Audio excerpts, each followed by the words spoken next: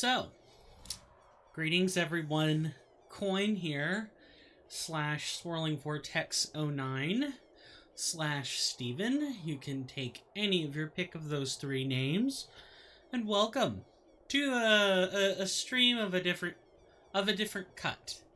A stream of a different cut. Today, I'm in a lower energy mood, so, and I know, it's lower compared to the average, and that is already kind of low. So, I thought I would do something that generally tends to relax me more often than not, and that is Ocarina of Time Randomized, or ZOOTR for short. Or, I'm sorry, LoZOoTR, excuse me. Today is going to be a little bit of a different day. I'm going to do my best to talk throughout the stream, but that certainly isn't going to be easy given my low energy mood. How's everyone doing today? Let me kind of explain what I've got on my screen. So, the portions of this that are... they don't look like they have anything on them. That is my desktop background. As you can see, it is not particularly very offensive. I don't think people are going to have a problem with black background. On the upper left-hand corner, blocking most of my more sensitive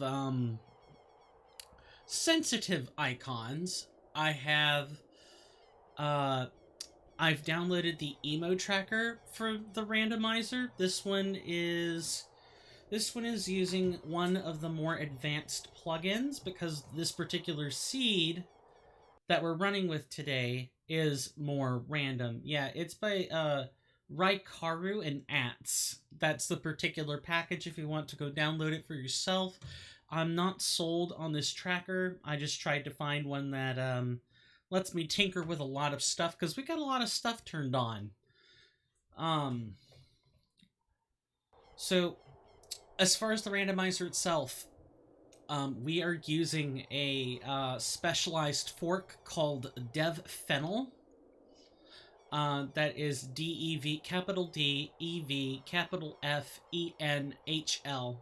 That's the particular dev fork we're using. It is a Master Craftsman's dev fork. It has access to a couple of really, really nice things. It has pot sanity, which we have turned on. It has well, I'm having some issues with my recall today. What a surprise. It's got access to the Silver Rupee Shuffle. And, I think one of the newer things... I'm really trying to recall. It's been a while. Un momento, per favore. I believe we will be, looking at the dev fork for ourselves. Because I need to see... the, what the dev fork has for sale. So if we look here, this is on the website, by the way. We have the Silver Rupee Shuffle, entrance randomizers, which we don't have turned on. There are more options for disabling certain kinds of shuffles. There's quite a bit of fun stuff. I'll go ahead and kind of open this up. A particular preset in mind. There was work.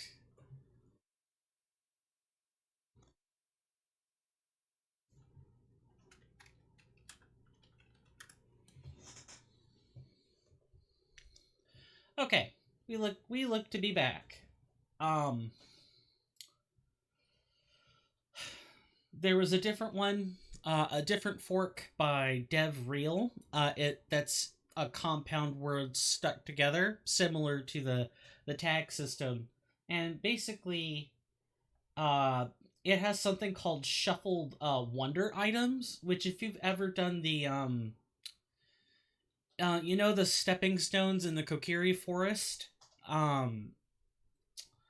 those stepping stones have a blue rupee. That's typically what you get. Like it's very useful as rupee farm.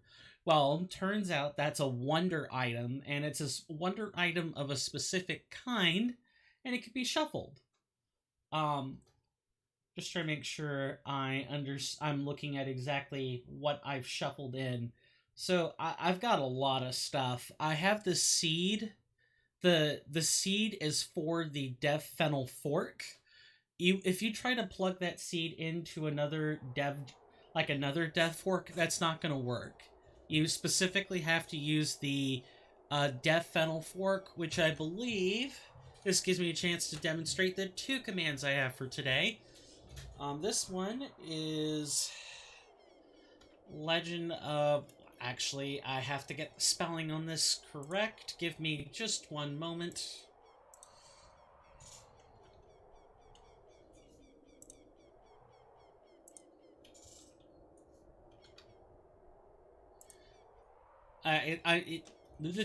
While it's all lowercase, it's very picky. I do have a timer that'll be coming out in around 2-ish hours.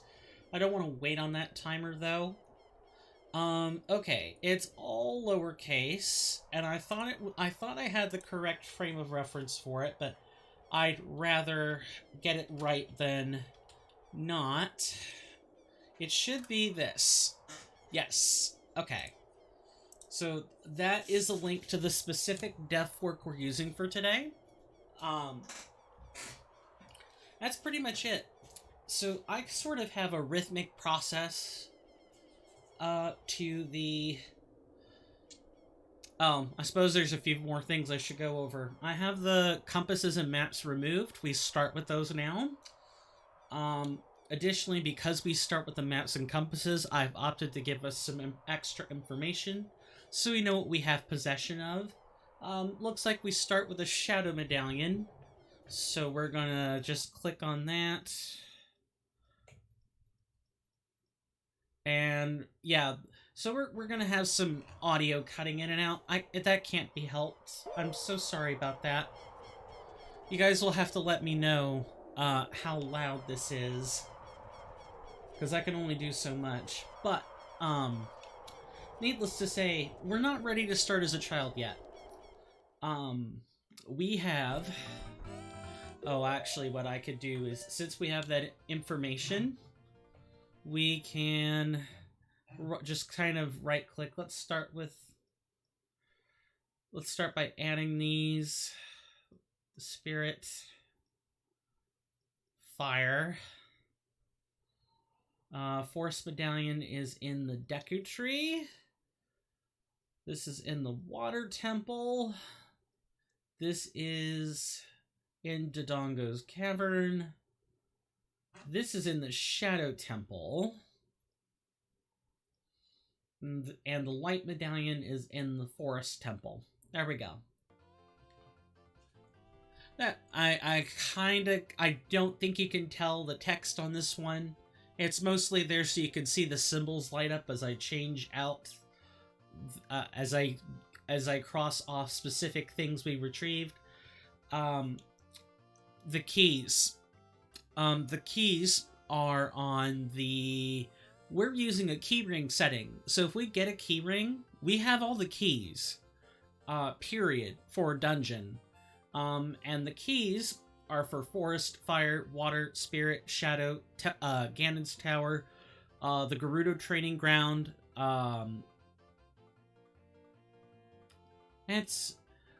Because they're Gerudo keys, it's tracking the Gerudo fortress keys, and not just... Oh, no. I see. The Gerudo training ground is up top, but the fortress tracker is in the middle. Okay, I got it. We don't need fortress keys. I have that set up so that all we need is the card. So there's not going to be a perfect tracker for this dev fork. So there are going to be some things that obviously... Actually, I wonder, can we... Okay. So it looks like we can set the number of keys. So what I'll do is when we get the Gerudo training card, which we can't track on this, I will simply use the key tracker in order to do that. Anyway, we've also got one of the bigger... I want to try and get us off this track as much as possible. I've got the music shuffled, I've got the colors shuffled, I've got the blade colors shuffled, inner arc, outer blade arc, all of that is a different color. I am playing this on Project 64. I've put that as a tag in, I've put that as the tag in one of the 5 searchable tags that we have access to.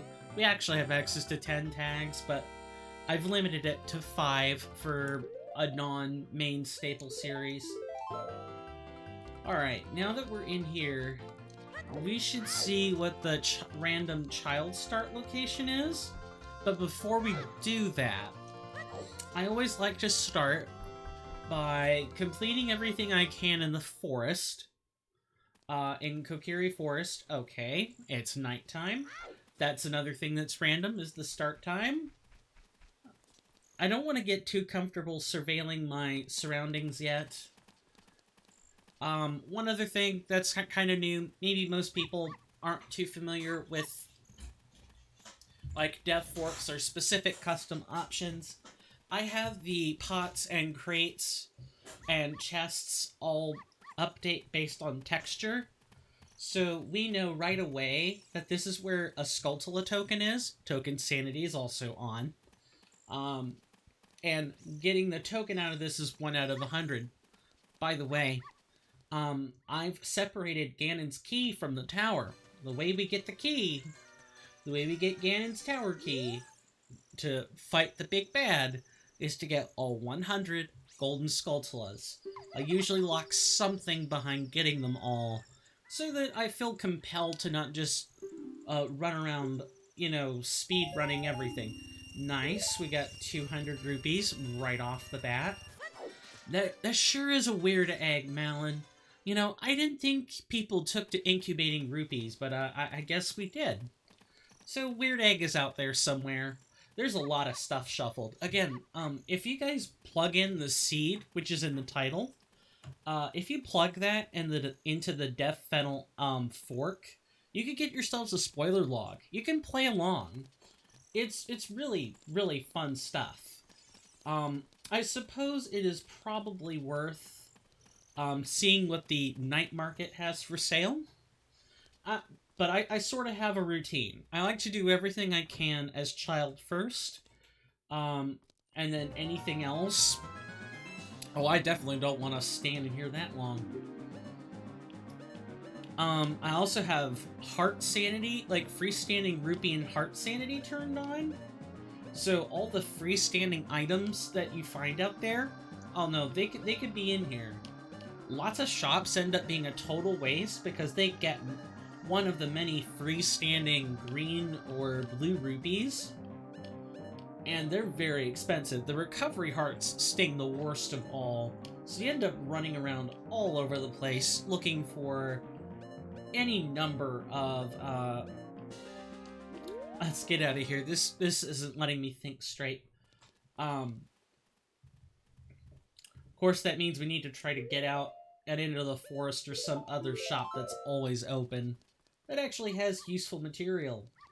This is being played on emulation, so what I will probably do is when we're waiting for day or night, and we don't have access to the sun song, I'll go ahead and speed up the emulation. I don't want us to sit around and wait for, wait for 15 minutes. I might do that if we had things to talk about, but I don't want to make a habit of doing that. Let's go ahead and grab this. Now, these barren regular crates do still have things like heart pieces, double defense, and a few other items in them. So we check all the crates as soon as I can aim properly. Many of them won't have much of anything useful, but we might as well check anyway. We already knew of two... We already knew of, nice. We already knew of a couple of items we could get. Look at that. That is Bolero Fire. I have the song notes randomized as well. The only thing I guess I really haven't changed is like the logic. Like I always use glitchless logic because I'm not a speedrunner, guys. I do not know what the glitches are. I know of a few shortcuts, but I don't know of anything else beyond that. So while I would like to think I have a good overall understanding of Master Quest and how it generally works, I always use glitchless logic. So I guess I would describe my seed solving style as not being efficient. Not being terribly efficient, but I am procedural. I will always go through. What is that texture? Is are Link's eyes stretched out? I thought they were for a moment. Sometimes, if polygons are struggling to be rendered properly, the game is going to choose model polygons to go first. They're the easiest ones to find. Well, the only way to find out, where Child Link ends up going, I have the initial spawn randomized. It's set to balanced in that dev fork. Only way we're gonna know where that's going. Don't tell me I spawn in the town at night. I'm not even sure that's where I'm supposed to spawn. We're gonna reset this again. I just want to be sure that we in fact are spawning at the outside the Bomb Chew bowling minigame at night as a child. We already know we spawn in the temple as an adult. We do. Okay, I should have believed it the first time, but I digress. The market didn't even have sticks to sell.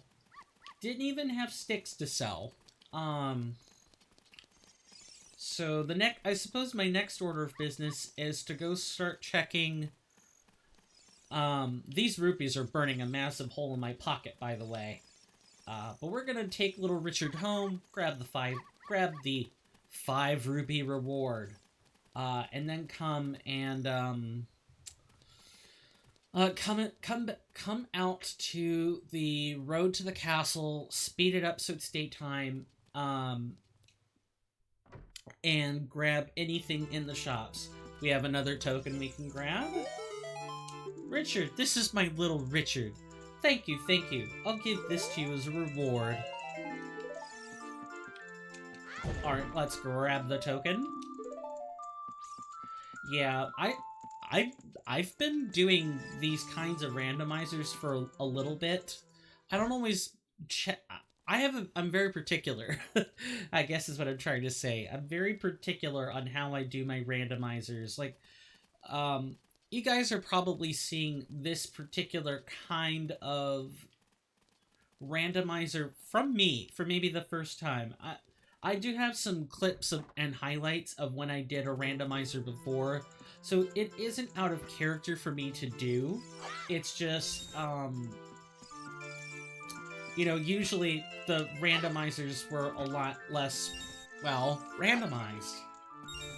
Yeah, I thought that might not contain anything worthwhile. I still had to check. I had to know. We don't have any weapons, so we can't even do... Link's face absolutely did stretch right there. I do not remember if I have the... I don't think I remembered to randomize the voices. Like, you can randomize the voices and textures on top. Why did I go back here? You can randomize the voice clips. You have masculine, feminine, and you have silent. Yeah, I don't know how they managed to do it, but they figured out how to put another voice sample in for Link. So now that I know that sample exists, I'm gonna I'm gonna use the opportunity to randomize it where I can, and I'm hoping some additional voice samples become available as they develop that capacity further. By they, I mean the Ocarina of Time randomizer dev team and anyone who put in the work to be able to do that. Let's check the market first, specifically the potion shop and the bazaar. I always check these first, especially when I know I'm carrying a ton of rupees. Utterly useless. The potion shop and the bazaar are different as adult compared to child. They are the only two shops that do this. You lose access to the night market as adult. The rest of the shops have inventory that's available 100% of the time. Goody, we can't pick any of these up. Can I pick up Bomb Shoot? No, I didn't think so. Let's grab these Deku Nuts then. That'll at least let us check the market scrubs. I have lots of skips and stuff set available as well. You don't need Epona's song. Well, you need Epona's song. You don't need to beat Ingo to get her. You just need the ocarina as adult and knowledge of the song. I have a lot of creature comfort skips turned on because I just want to check the items, man. I don't want to spend needless time grinding out a minigame when the minigame doesn't really have a reward. Beating Ingo gets you Epona, but will you do that for like 500 times? Oh, I guess we mean business, don't we? This is probably louder in my ears than it is yours. Please let me know if I need to bump the volume up any. Child Slingshot minigame is the same every single time. So you can memorize this. The adult version is randomized.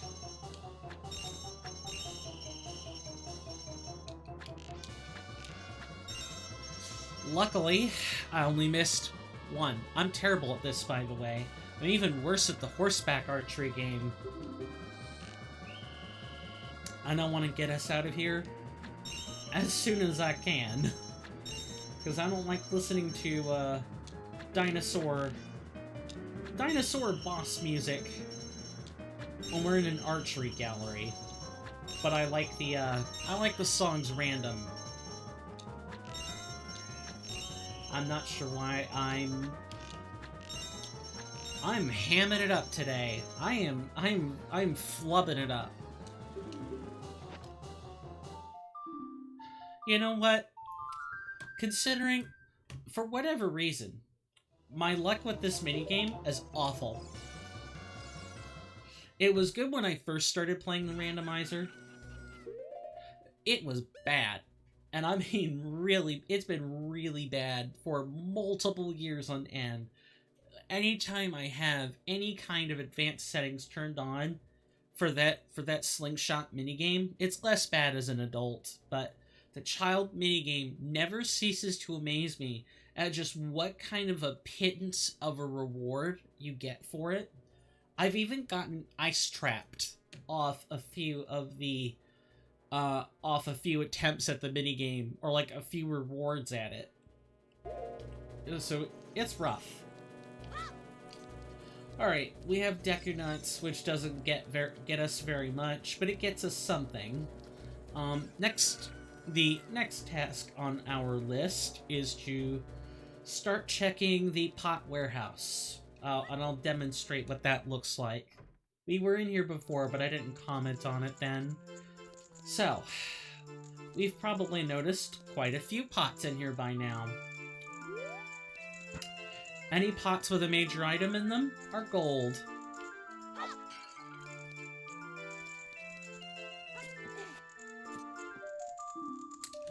The boomerang is one I don't usually get for a while. That's a good one. That's a very good one. That can help us break the rest of the pots without having to throw them. What about these two crates? I believe we can even get the We can get the Skulltulas now as well, because the boomerang will two-shot those. Alright. Silver Rupee 4. The Shadow Temple. The Shadow Temple, Water Temple, Ganon's Tower, and Spirit Temple all have, and a lot more, I guess, all have these Silver Rupee puzzles. Those are shuffled, so they're not time-sensitive anymore, but if we don't have the Silver Rupee puzzle, we're blocked by whatever room has them. Yeah, I've got a whole bunch of stuff turned on.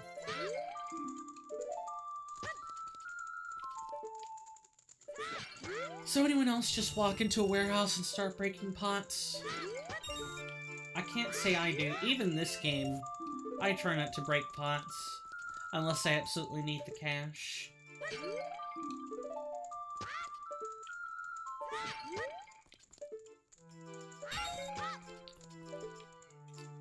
This actually, if we get bombs, this will enable a whole bunch of checks. Like, an absolute gob ton of them.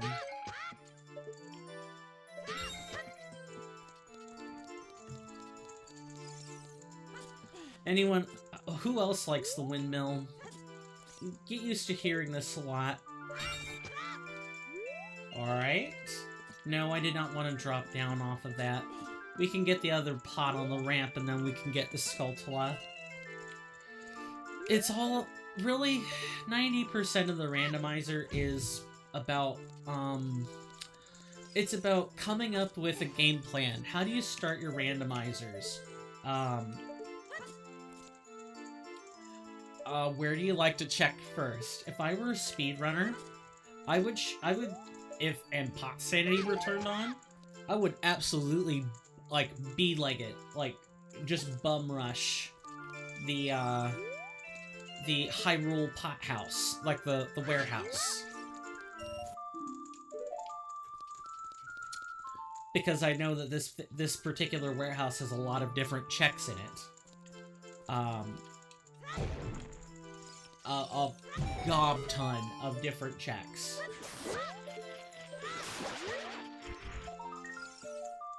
Granted, given that all the freestanding, rupees and hearts are also randomized, we're going to be getting a lot of those. I hate burning out so many sources of rupees just like that, but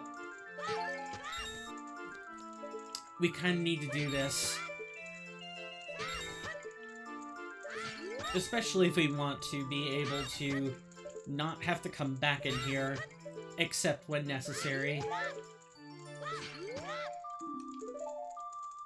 We've gotten quite a few tokens in here. I'm surprised we got this many.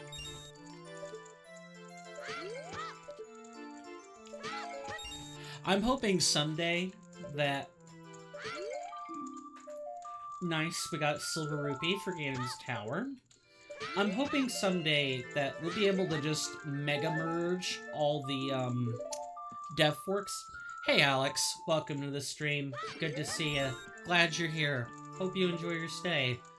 This isn't what I usually do on Wednesdays, but, I kind of need to engage my brain in a different way today.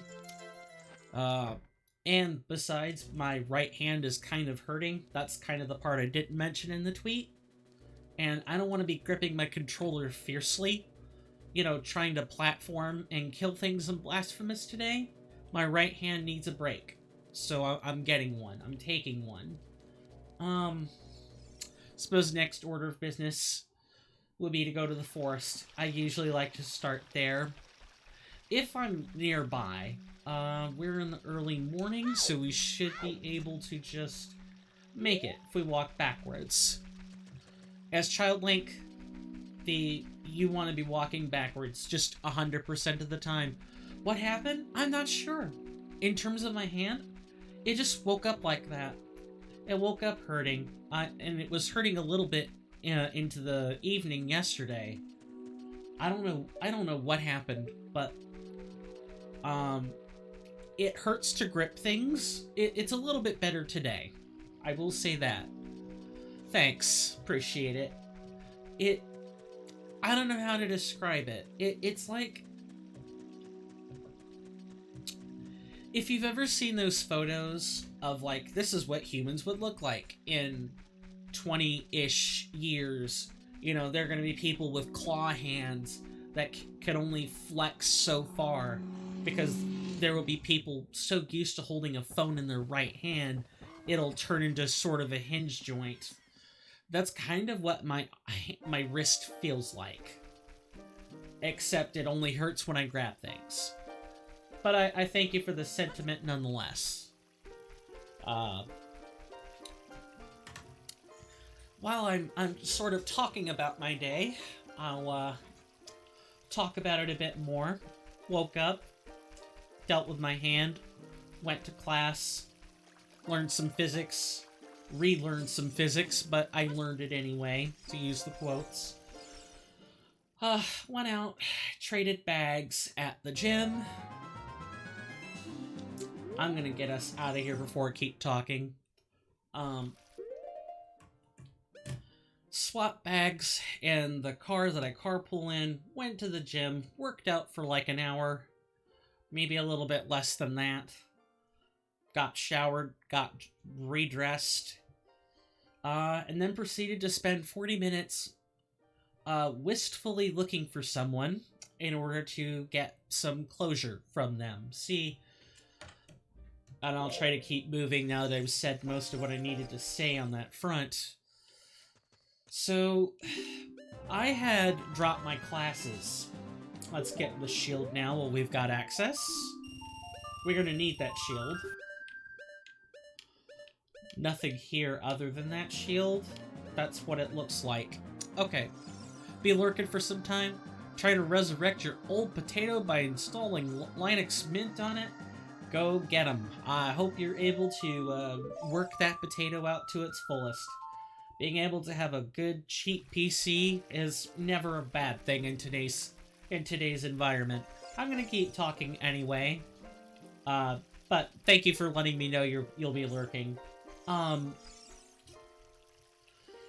So, I guess to sort of continue explaining my general day today, and provide some context for why I did what I did. So, I have a friend, or at least I like to think of him as one, and him and I had some classes together. Well, let's just say that I didn't have a great time in my classes last term, so I dropped. I had a number of reasons for why I dropped, but perhaps the most important is I just wasn't having a good time.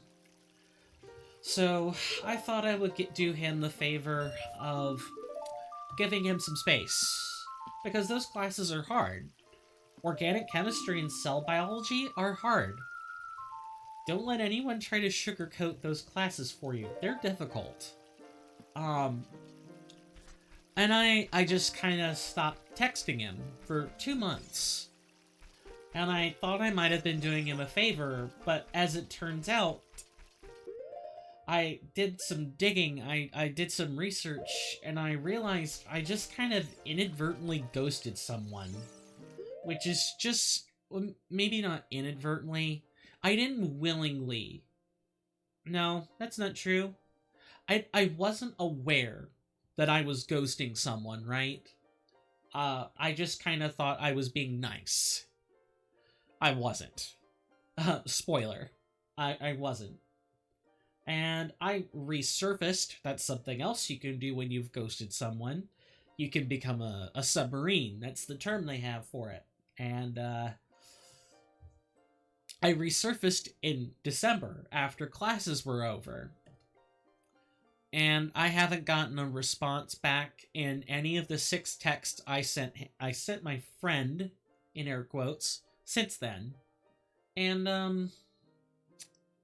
I get the feeling that he is returning it in kind, or is just so busy as a full-time student that he's just not seen the text. I don't know. But I felt really guilty for ghosting someone. I need to... Ow.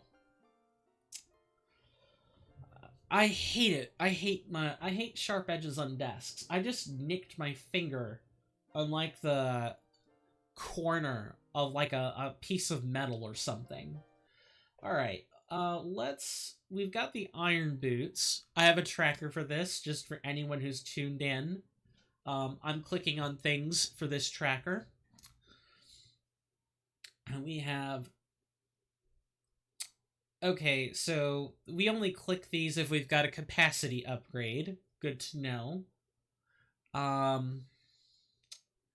We have the boomerang. And I've got to click on the window. Sucks not having this stuff full screen. And we've got a shield. Where is this? I think this particular tracker is assuming a shielded start. Yeah, it's assuming that you already have a shield to begin with. Okay, that's just something we can't track, I guess. And we have the Bolero Fire. Nope, that is the wrong track. Here we go. And 10 Skulltula tokens. I'm not going to be the best at tracking things, guys. I'm really not. I do apologize for this. The audio bouncing in and out. It's just kind of the nature of having a tracker in a separate portion, a separate window, compared to the... I believe I only have one. I can't track pieces apart. Good to know.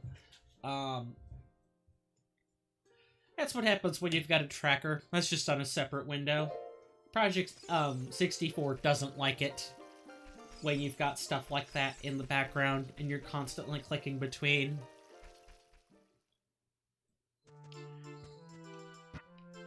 Oh, good.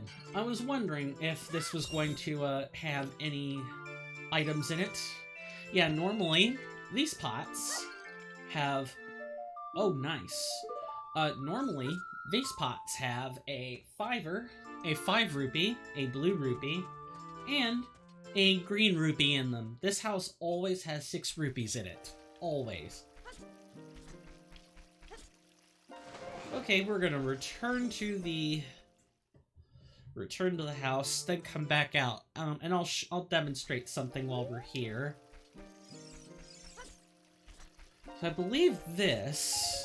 Yes, okay, that isn't random. Yeah, this particular randomizer does not shuffle the, heart pieces.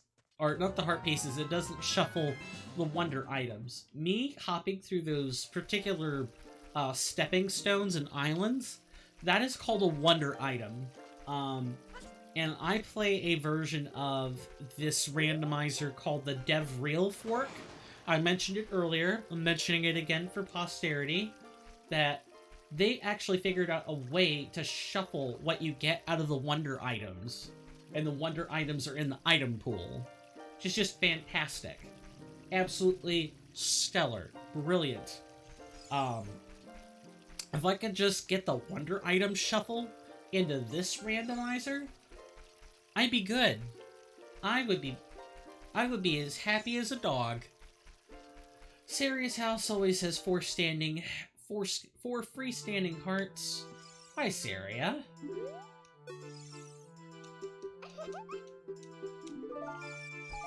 We have a Deku stick. How many? 1. A silver rupee for the Shadow Temple. The Shadow Temple has a lot of freestanding silver rupees to collect. And we got a pack of 20 bomb chews. That's really nice. Well, we have bombs. If we get the Song of Storms, I can go back and check the Song of Storms grotto near the castle. So far, this randomizer's shaping out to be pretty good. I'm liking everything I see. That is a green rupee. We're gonna go collect it anyway. I need the rupees. I wish we had access to sticks, though. I get the feeling it's gonna be in the Zora shop. I'm just gonna call it right now. So, here's an engagement question, and I'm not necessarily looking for answers, I just want people to sort of be mentally acknowledging it in their head. Is this your first foray into a Legend of Zelda title? I'm a pretty avid collector of Legend of Zelda. I have a good chunk of the games. Not all of them, but I got a good chunk of them. Although, when I say chunk, I suppose what I should really say is I've collected several drops of the ocean. I have the original Skyward Sword, I have the original Twilight Princess, I have Skyward Sword HD, I have Breath of the Wild, I have Hyrule Warriors, Ocarina of Time, I've got that virtually, etc, etc. Yes, only watch speedruns of the game. Okay. And I saw people play Breath of the Wild. Yeah, that's usually the one that I hear a lot of people getting exposed to now, is Breath of the Wild. It's a good one. In fact, you were present. I believe you were present when I played it on this channel. I need to go back and finish it on a bunch of my other old streaming projects, but I want to finish what I start just once for this channel. I should say that I have finished stuff before, but it's mainly Souls titles, and mainly the linear gameplay variety. I would like to be able to finish anything I start sometime this year. Who knows? Maybe when I'm feeling more up to playing Blasphemous, that'll be what we finish sometime this year. I'm wanting to empty my wallet a little. That's what I'm wanting to do. And that's why I'm kind of bouncing back and forth. I do apologize about that. We're just gonna buy Recovery Heart. Trying to empty it just a little bit. We don't want to overfill on rupees. It's wasted money. You don't want to waste that stuff. Good. Tokens just lying in the grass where people can't see them. Yeah, there are freestanding rupees in this patch of grass. And, nice. Token sanity is completely turned on. Saria, you were just in your house. What are you doing out here? I guess if you talk to her, she'll come back out to her default location, which is the house. Hey there, Razby. Welcome to the stream. Good to see you. Hope you enjoy your stay. We've got exactly one pot in here, and what a surprise. It's, a red rupee. Those are really common. My apologies for the lack of usual content today. I think I've said this 2 times already, but that is the nature of streaming. You say a lot of things repeatedly. Granted, the first 2 times were entirely of my own volition, but I put a tweet out about this where I more or less explained that I was not particularly in the mood to strain my right hand today, as I was explaining to Alex before he went to go work on his getting his potato PC up and running. You've set a hard rule to close your PC at, I'm guessing that's 0:30, and to not touch anything afterwards. Fine by me. You do what works for you. We're all doing what works for ourselves, after all. But, yeah, I did put out a tweet about this, but yeah, right hand's not the greatest. I see your webcam is coin-sized to be in theme with the channel name, Kappa. I'm just trying to keep it out of the way, mostly. I realize that a square would actually be more beneficial for what I'm wanting it to do, as what you're seeing in the background is the desktop today. As there's no good way to make Project 64 full screen, it causes my emulator to... Not my emulator, it causes, my capture card to not display properly, so I can't make this full screen even if I wanted to. We don't have space problems for the webcam, it's just about keeping it out of the way, more than anything. If I can just simply turn off the mask for this. Let me go to filters, let's try this. That is the wrong face cam group. It'd help if I had the correct one.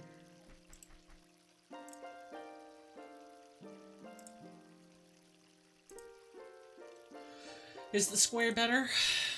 Might need to move that a little bit.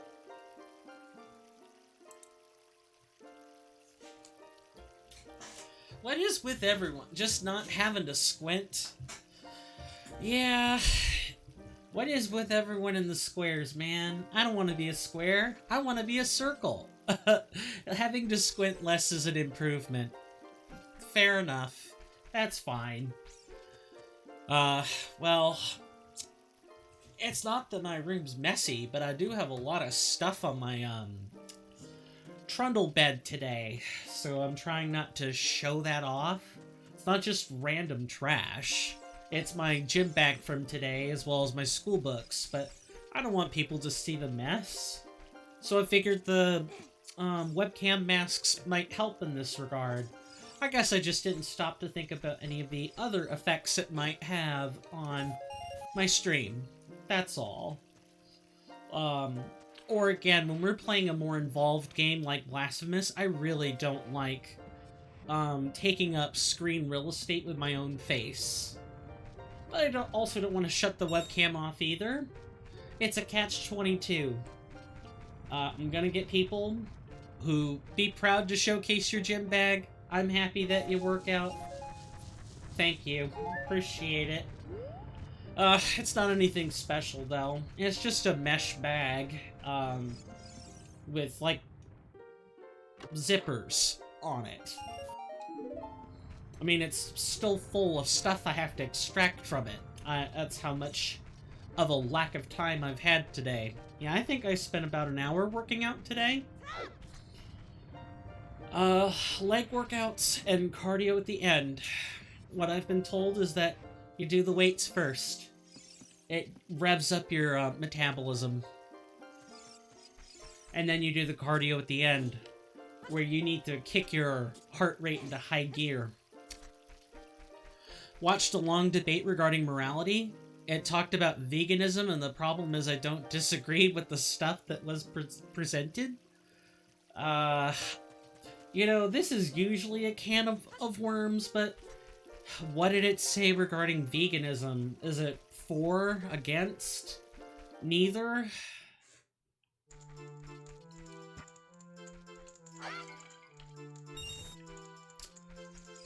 Some people aren't vegan by choice, I'll at least say that.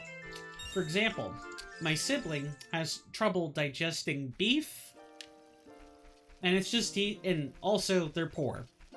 I'm kind of poor myself, but my sibling takes it to a whole new level.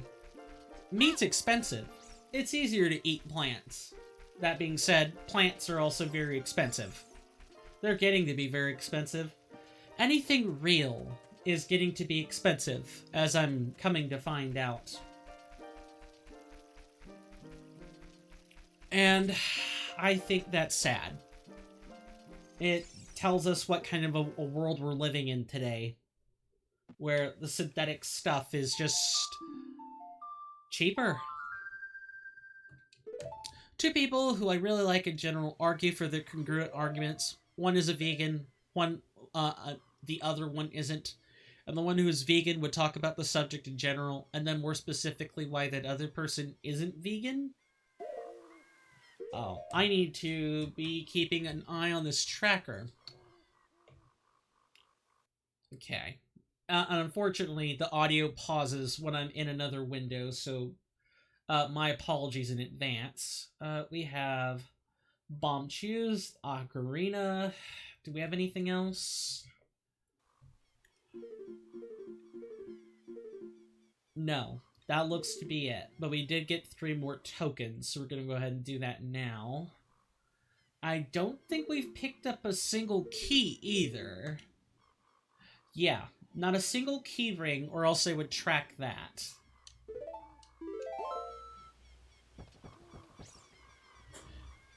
Okay. Sounds good. So, this person who was a vegan that talked about the other person, Did they take to any form of defamation? Like name-calling, slurs, libel, anything like that? We're gonna go ahead and shift this to night. Not gonna get into the arguments, but this is gonna sound funky until I stop speeding it up. There we go. Not meeting meat is actually impactful. I would feel obliged to do it. So there's like some statistics that state that not eating meat or not eating meat doesn't really make a difference. Oh, you did say if. That's true. There was the if. No slurs in that talk? Good. Good. Because for whatever reason, and there's like a handful of subjects that are really sensitive, and perhaps for a number of reasons, but whether or not to eat meat is a surprisingly sensitive one. I belong to a number of Discords, and a few times in the Ocarina of Time modding Discord, of which I'm a part of, this boomerang is really precise. Fairly reasonable individuals? Good. But I would always bump into the single individual somehow, just in my manner of speaking about the topic, that would always be like, "Are you sure you mean that, buddy?" You know, he would type his sentences in a way to say, "Are you sure you want to say that when you know I'm around?" Instead of like, "Why are you saying that?" And he would find an excuse to turn any conversation, if it had the slightest hint of talking about eating meat or not, he would find a way to gaslight people. And I very nearly got gaslit a couple of times. Made the subject very personal. I looked out precisely for that video because you knew both of them. That would do it. I can see how the subject is sensitive. You have people who want to be left alone, and you have people who really care about the environment, and when those two interests clash with one another, that creates problems. People generally don't like being told what to do, even though I know that eating meat can generally be a bad thing for the environment if too many people are eating it, because of the way that the agricultural industry currently operates. I still enjoy a good burger. I still like a good steak. And I don't want to be told I can't have those things. And I generally resent the person who says it over and over and over and over again. And I know how sanctimonious they're being about it. And that's... Sometimes with people, you can even tell that they're saying it in order to try to control someone else, instead of for an actually righteous reason. I just like whoever in the position, the aggressive person taking a position. Being aggressive doesn't make them wrong, but it makes any productive discussion impossible, right? Because it becomes a matter of defending yourself from an aggressive person. That's why there's so many developed techniques now for trying to make conversations safe so that they can be discussed properly. I attended not by choice, but I did have to attend a critical thinking and character development class. And one of the things they teach in there... please tell me I set this to switch.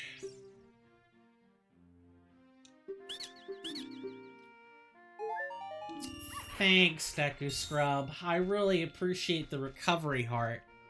Chaffing me for 10 rupees. The actual challenge isn't in discussing the arguments.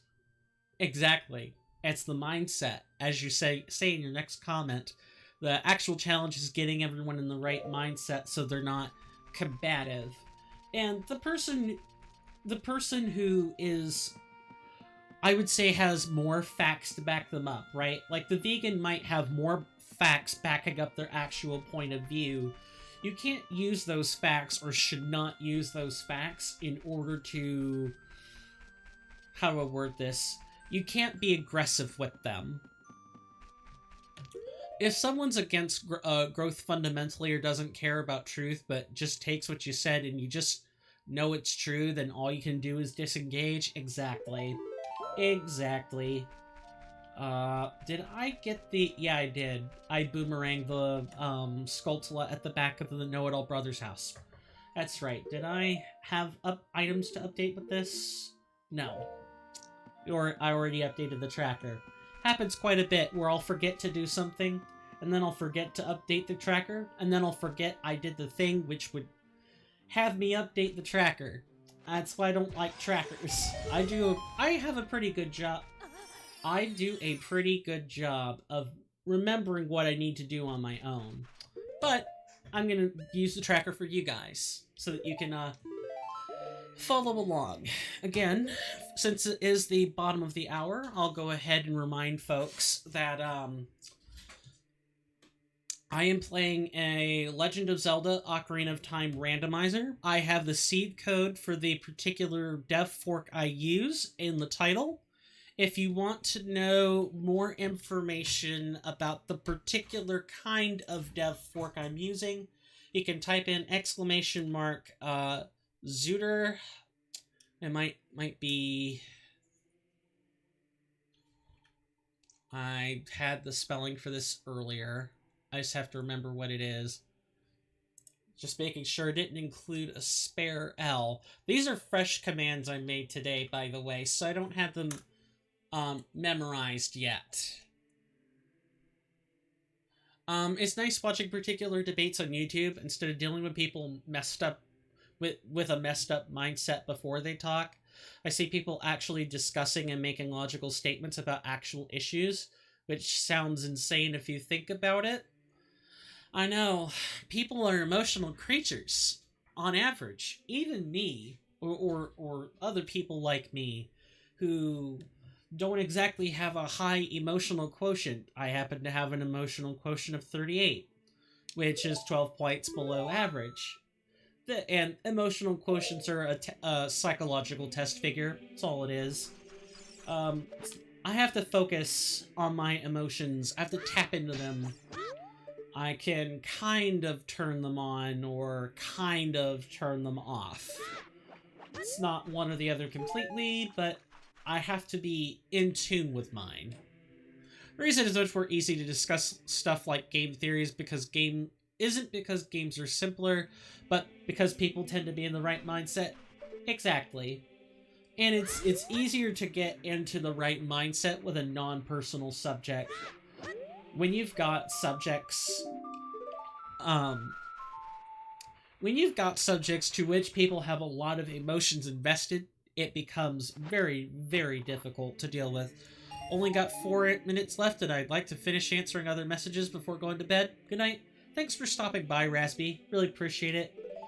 Glad you could hang around. Hope you get some good sleep. That's all I've got to say about that. Take care of yourself. Oh.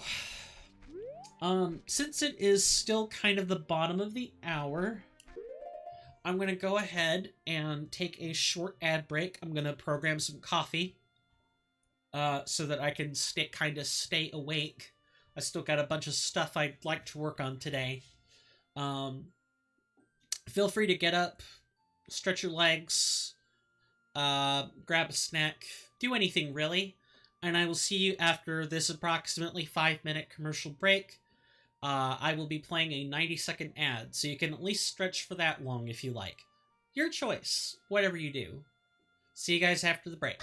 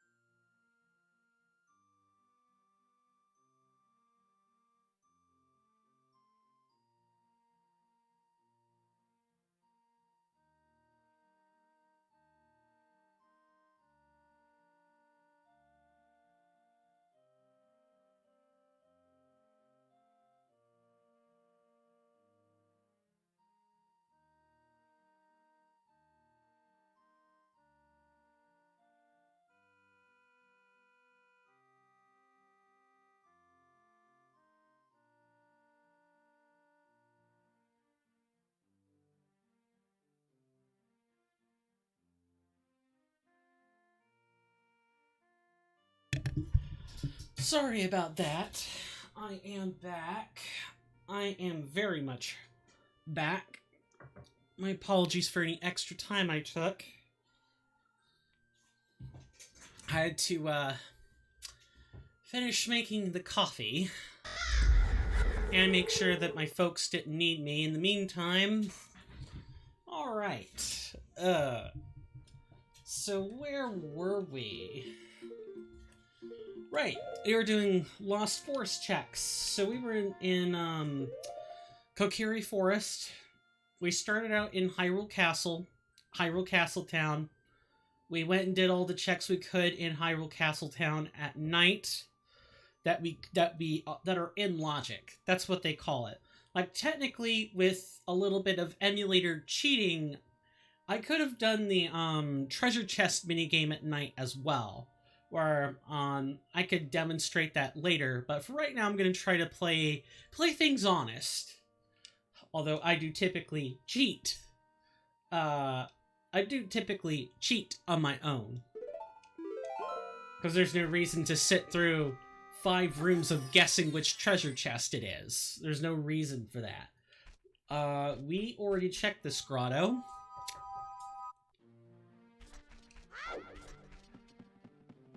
I'm thinking, what else? Oh, there are freestanding rupees here. Yeah, there are a lot of checks people don't think about, or maybe don't even remember.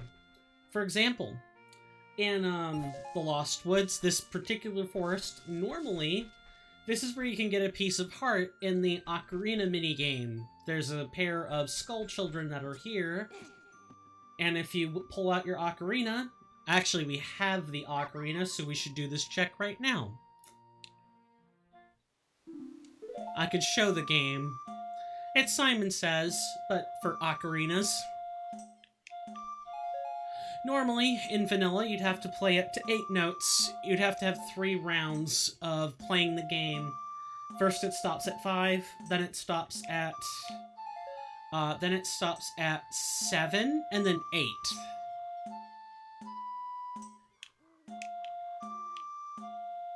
Right, left, okay. Thankfully, the randomizer has made it so you get your reward as soon as you finish playing the 5 notes. There's no need to play the other mini-games unless you would like any extra rewards. Just in case we were worrying about capping out, there you go. Automatic 50 rupees to cap people out. That's okay, we have business scrubs we can dump off some of that cash at. So you might be thinking, oh well, there's the currency, why do we have a cap? It's because we have a wallet. Our wallet determines the number of rupees we can hold. As child, well,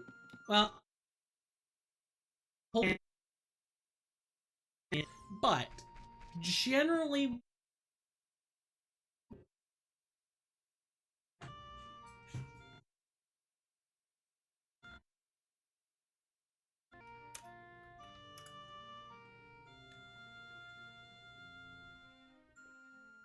thankfully, we only lost 700 frames that time. Only 700 frames. Needless to say, just making sure I haven't lost my place. I'm slowly losing it. Right, wallets. Typically by the time you're an adult in vanilla, you usually hold 200 rupees. You have the adult wallet. Way you get the adult wallet and the Giant's wallet is to get a certain number of Skulltula tokens in the base game. It is 10 and then 30 or 40 in vanilla. Those are shuffled in. You can find the wallets anywhere. And the randomizer comes equipped with a special Tycoon's wallet. It's a 4th wallet upgrade that increases the holding capacity to 999. Holding capacities are as follows. Normal wallet, 99. The starter wallet is 99. Adult wallet, 200 rupees. Giant's wallet, 500 rupees. Tycoon's wallet, 999 rupees.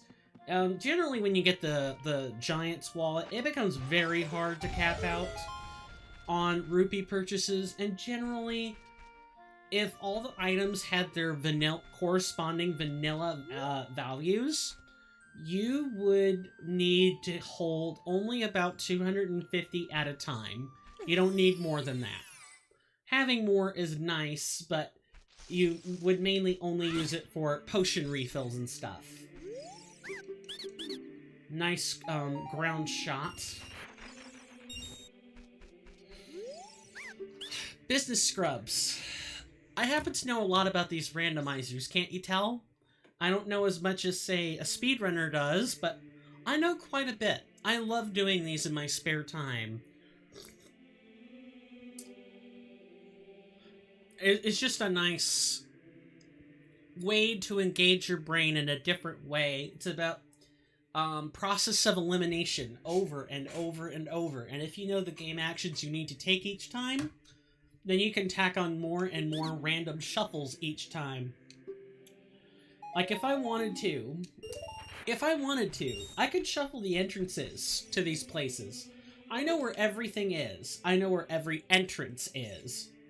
If I really wanted to mix things up, and it's really about the only thing I've got left to mix up, I can have the entrances not only shuffled, but decoupled from each other, where an entrance shuffle means this grotto, this bombable grotto, this particular one, would not take me to a grotto. It could take me anywhere. This could be an entrance to a dungeon in a randomizer, or it could be the entrance to Ganon's castle in the randomizer.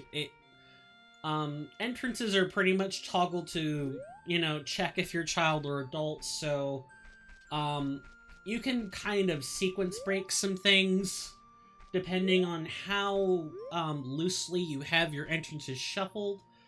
Decoupling those same entrances means I can hop out of this hole 50 times and end up in a different location each time. I don't know if there's a corresponding hole, though. I haven't played with entrance shuffling too much.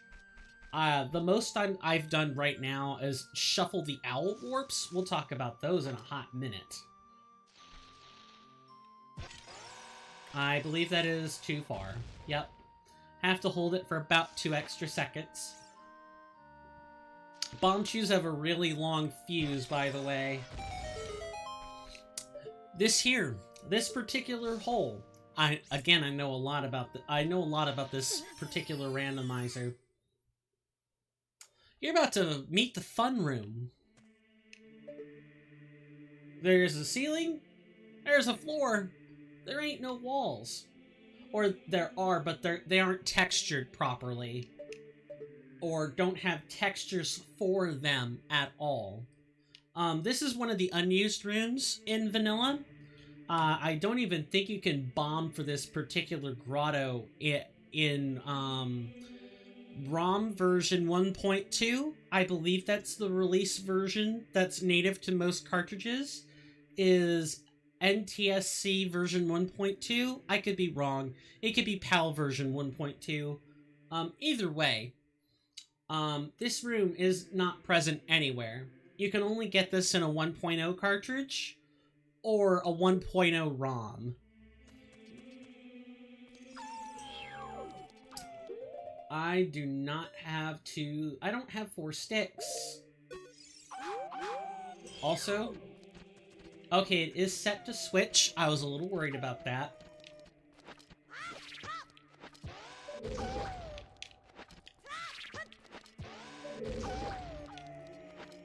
I do not like the number of bomb shoes I'm having to waste on this. I'm gonna wait for you to turn around this time. Wolfos have a very weird property to them. They take a lot of hits from the front. They only need 1 from the back.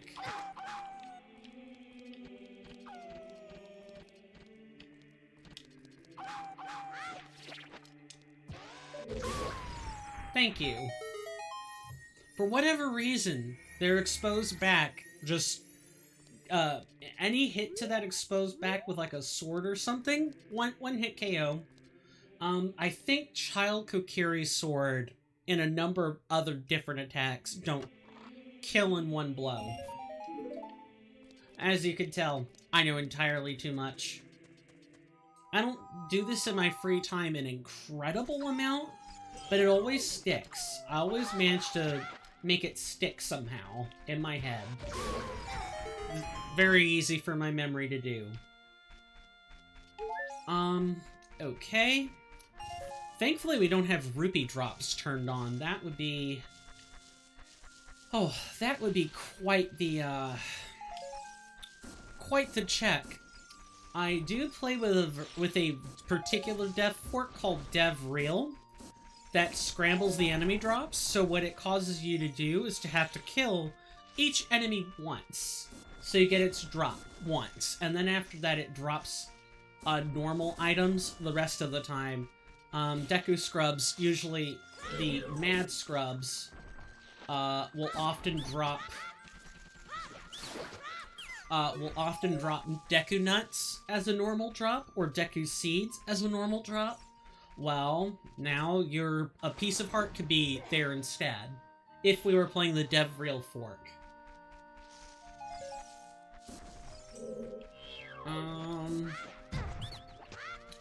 I'm thankful that the boomerang actually kills these. I don't think we have a reason to be here. The ocarina is the only... I'm sorry. The ocarina check is the only other one. And we don't get that until we've hit a particular event flag. The event flag in question is having talked to Zelda as Child Link. That is where a number of the other ocarina checks come from. Nice. I would love not to be getting hit so often right now. Up here, please.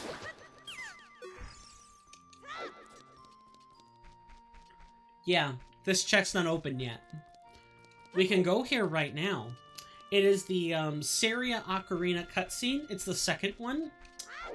There's a check there, where if you come here, you don't even have to have the ocarina anymore, but if you come there, you'll get something from Saria. Typically, it's Saria's song. That's what it is in vanilla. You have a whole cutscene and everything. But it's a random item. I've got the songs shuffled into the generic item pool.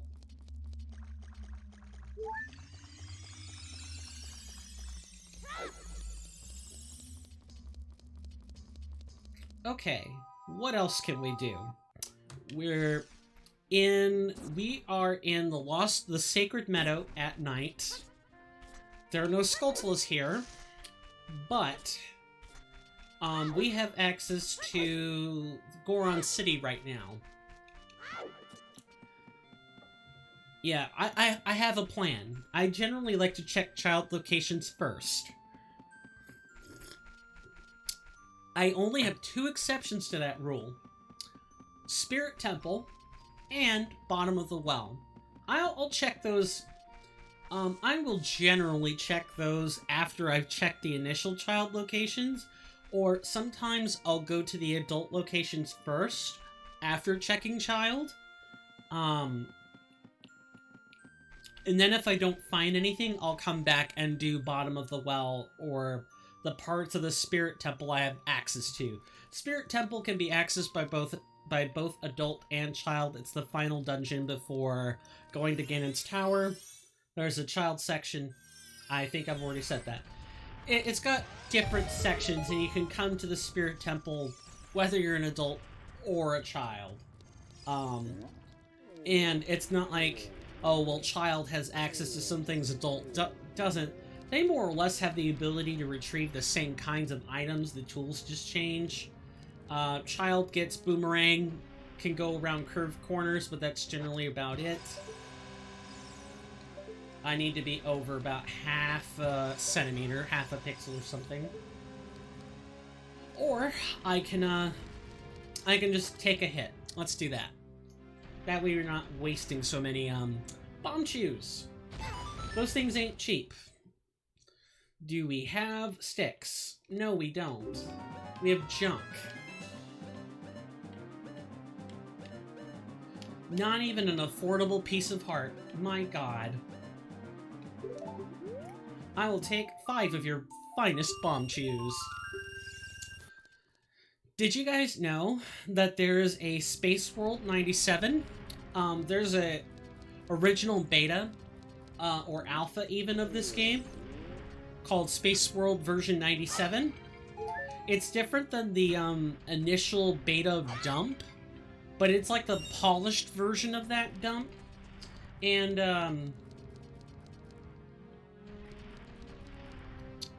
I forget where I was gonna go with that. Oh, now I remember. The bomb chews were not mobile. They were originally actual landmines, which is pretty cool. But did we get the Goron bracelet and I just not realize it? No. Yeah, the Space World 97 demo has they have a version of bomb chews that are just called landmines, and you plant them, and the whole job of that item was to just kite enemies into it. That never made it past the Space World 97 demo. The bomb chews would later become that item. This Goron, I believe he's Medi-Goron. There's a bomb check you can do. Normally, you have to have normal bombs, and you have to stop him under here in this cave, this, like, tunnel. The randomizer makes it so you don't have to do that. Instead, you can just come here with either bombs or bomb chews. You still need to bomb him under that cave, but with bomb chews, that's really easy. And you get your item that way. What else? What else can I talk about? Goron City has quite a few checks in it, but most of the actual real checks you want are on Death Mountain. This one's probably one of the more infamous checks. You'll see why in a moment. I'll just kind of let the game do the talking this time. Look, boulders, as far as the eye can see. You can tell that there are boulders in the back too. Some of them are peeking through the gaps in in between each boulder. You guys can't exactly tell because of the size of the screen. The depth perception just isn't there. But I promise you, I'm not lying.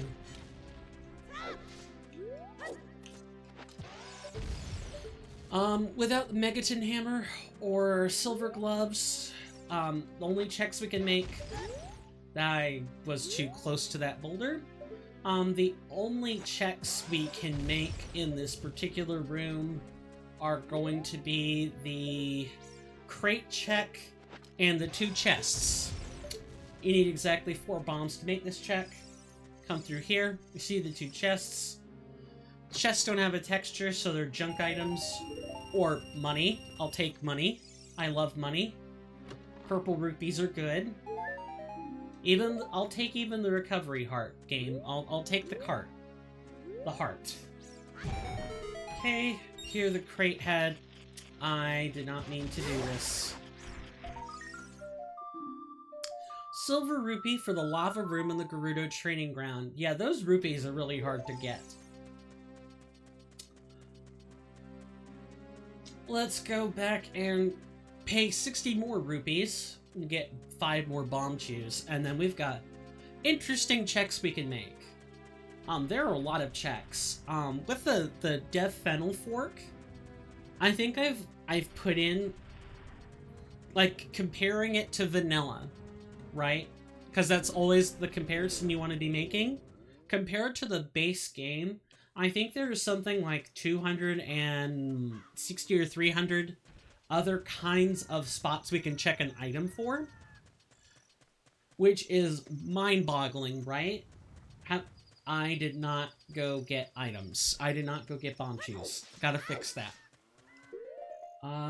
We did not get any particular... We have not made any progress. Get used to that. When you get into complex multi-check randomizers like this one, And this tracker doesn't even track everything that we could be tracking. I can't track individual silver rupees, for example. And silver rupees are used exclusively for puzzles. They're not offered anywhere else. If I could track that, one, I'd be a happier camper.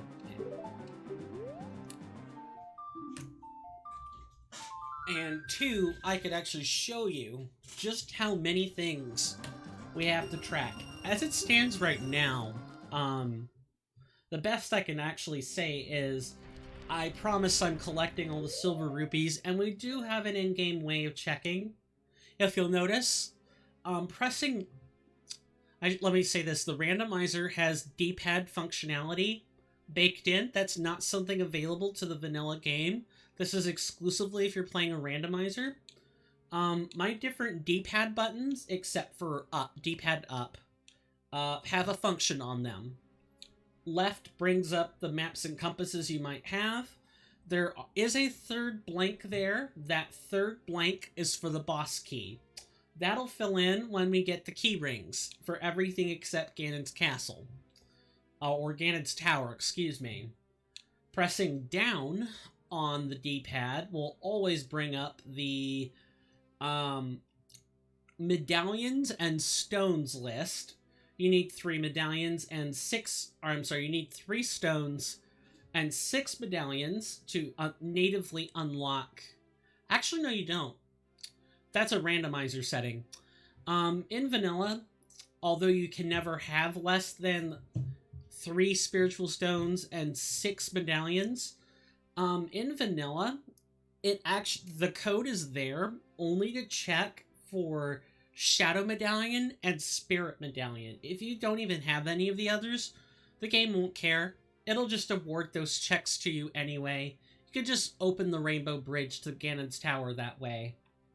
Pressing right on the D-pad brings up the, silver rupee / key menu.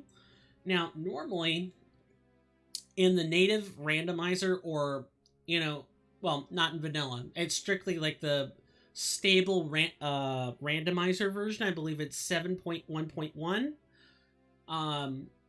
Dodongo's Cavern does not appear on this list. It's just the 6 temples...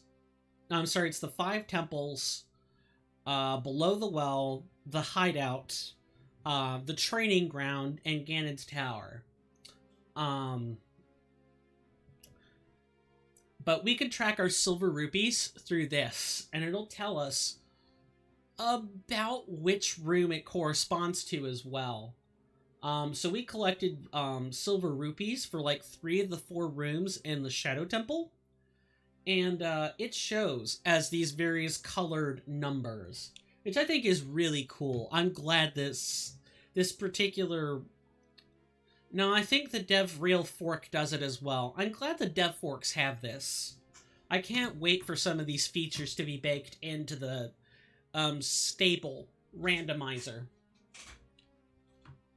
I'm talking about a bunch of random shit that no one cares about, huh? No, I'm joking. But, I can always tell when I'm ambling on about something that people don't particularly find interesting. So, let me ask another thought-provoking question. And again, you don't need an answer. No one ever needs to answer these. I don't want to force people to talk, but, do people ever think about what, position, like, what the word position actually means? Like, people take the word position for granted. Like, what's your position? What's your position? Like, it's a statement of where you currently are given your frame of reference in space, right? And space is like the real world, like the 3 dimensions we have. But if you were to try to mathematically or legally try to say what position meant, would you have an easy time of being able to succinctly say it, or would you have problems? I'm curious, more than anything. I think prior to today, I would have assumed that you know, people knew what a point in space was, and I kind of would have taken that knowledge for granted. Oh, quick gameplay tip. If you're holding a bomb, or a bomb chew, or a bomb flower, if you're holding any of these 3 items, you can use your shield. You can tap the R button. It also works with crates. It's a technique called shield dropping. You can shield drop a bomb or a bomb chew, and it's the same as pressing A to let go, which I think is really cool. There, I just pressed A to drop it. It wasn't a big deal.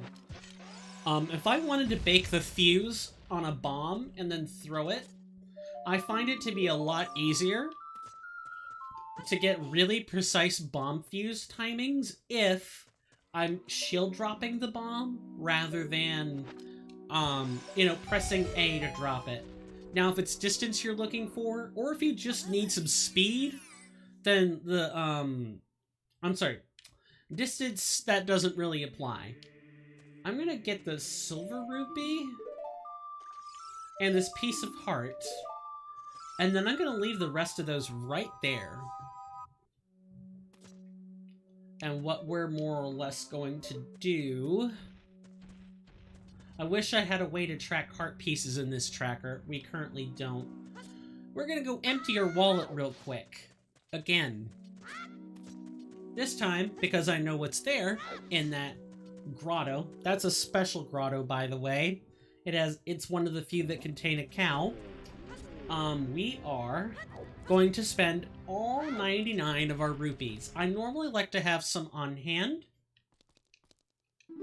And my reasoning for that is, there are a lot of dungeons in Master Quest or otherwise where in Ocarina of Time Master Quest, which I guess is generally the version we're playing, it's really weird. Like, it's still a vanilla game with the randomizer settings turned on, but all the dungeons are Master Quest. It's a randomizer with Master Quest settings turned on.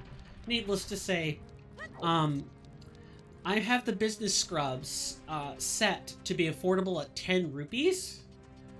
And, it really sucks to bump into them and not have those rupees on hand. Because then they burrow into the ground, you don't get anything for your trouble, you're just kind of stuck. You have to wait. You have to, like, reset the room and come back in there, defeat the scrub again, spend whatever resource or, you know, spend precious seconds blocking with your shield. And then, let's go ahead and collect these. I think we can reasonably do this. And then just to get a chance at buying the scrub item again, and hopefully you have 10 rupees by the time this happens. Alright, what else do we have back here? Stick.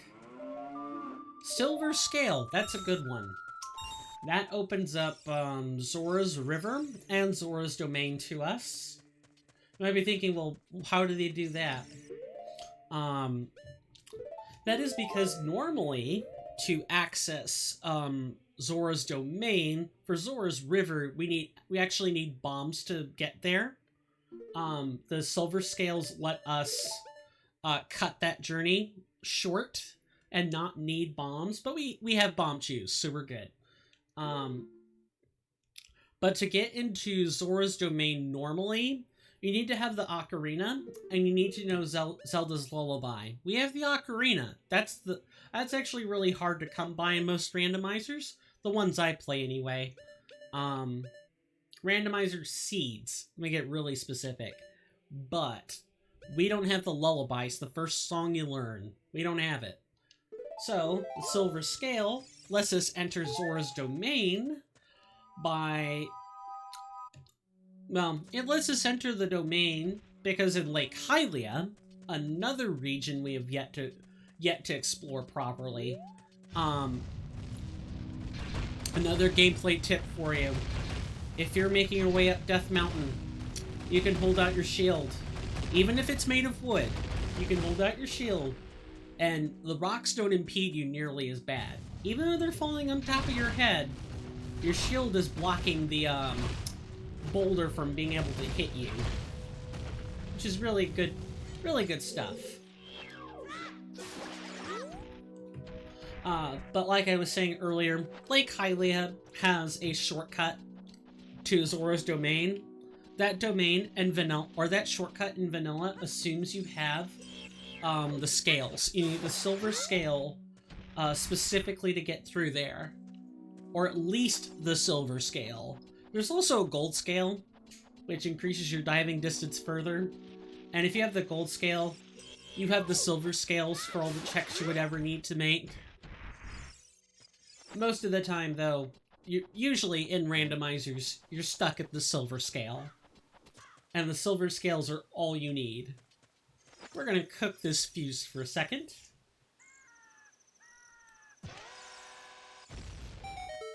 I was worried that wouldn't actually work, because the distance was too short. It just barely worked. Okay, crate... Whoops, wrong one. Crate check.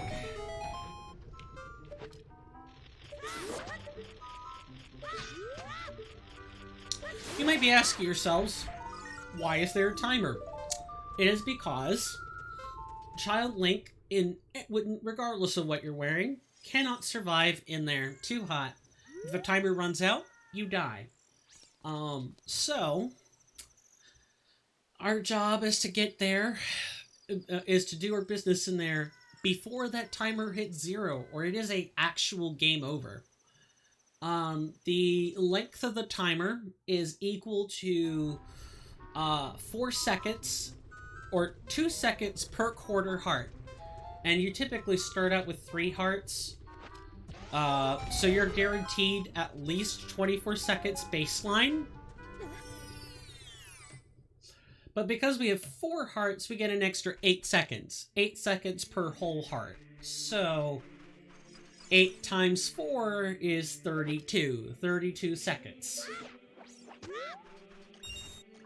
We're capping out. This isn't even the, I know we're not getting a wallet in here. You know what? I'll take it, game. I'll take the, single green rupee and I'll like it. 32 seconds. Will I have what I need to do? 24 seconds on the clock, which is paused while you are talking to an NPC. Thank goodness. Including the business scrub. Now we have 18 seconds to get one more item and get out. I think we'll be cutting it really close.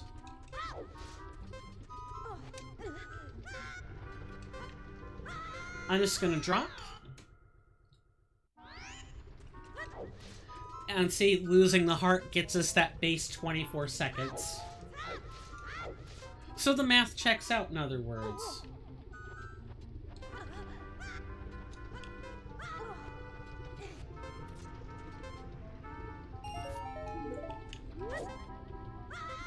Just gonna drop down. With 2 hearts and 16 seconds on the clock, we're out of here. Okay, in vanilla, this guy will fly you to Kakariko Village. He is up here to greet you so that you can enter the fairy fountain that's up here. You might be able to tell about that. You might be able to tell that that tunnel leads to the, actually, you can't tell that it leads to the fairy fountain, the Great Fairy Fountain. But, the bombable wall up here at the summit does take you to the fairy fountain. The Great Fairy Fountain, I promise. And this owl is here to await you. He's only here when you're a child. So, if you want an easy way off this mountain, here's your ticket out of here. Only I don't know where he's gonna take us. We're about to find out. Well, I ain't lying, but I'm not right either. So, in vanilla, that owl is supposed to take you to the top of a rooftop in this village. He's not supposed to bring you to the entrance. I have the owl warps, that's what they're called, set to balanced. So, there will be a handful of locations that the 2 owl warps in the game will take you, and now we know that the one sitting on top the Death Mountain Summit will take us to the entrance to Kakariko Village.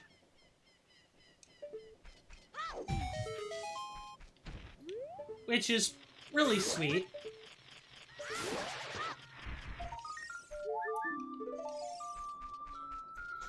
Kakariko Village has a ton of different kinds of checks in it.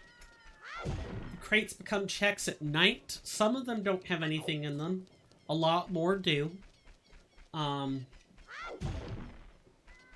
Some of these like, the pot configuration changes at night as well, and when you're an adult.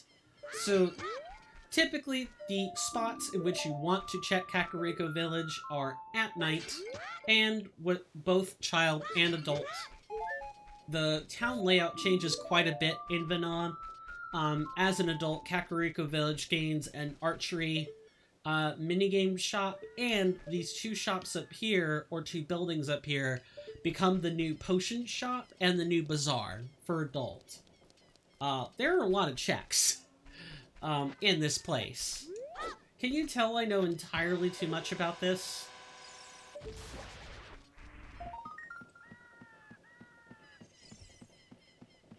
Oh goody, green rupee. Is it the loser one? Nah, there's a green rupee in Mido's house that says that literally calls you a loser. It's just great, because you break into his house to, well, no, you don't break into his house, it's wide open, but the chests are there for you to take.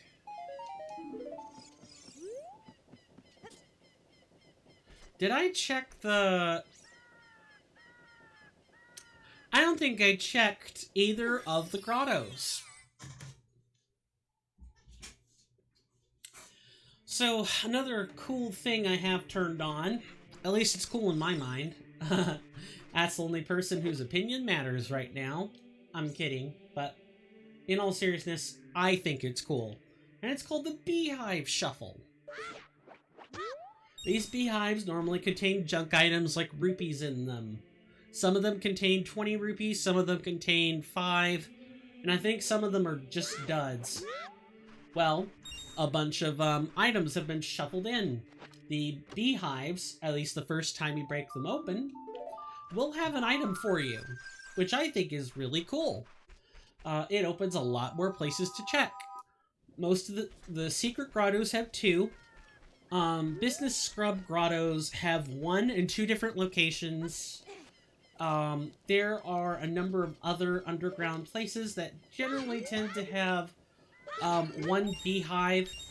The giant business scrub grottos have 1 in them, along with the 3 scrubs. All 4 of those are checks.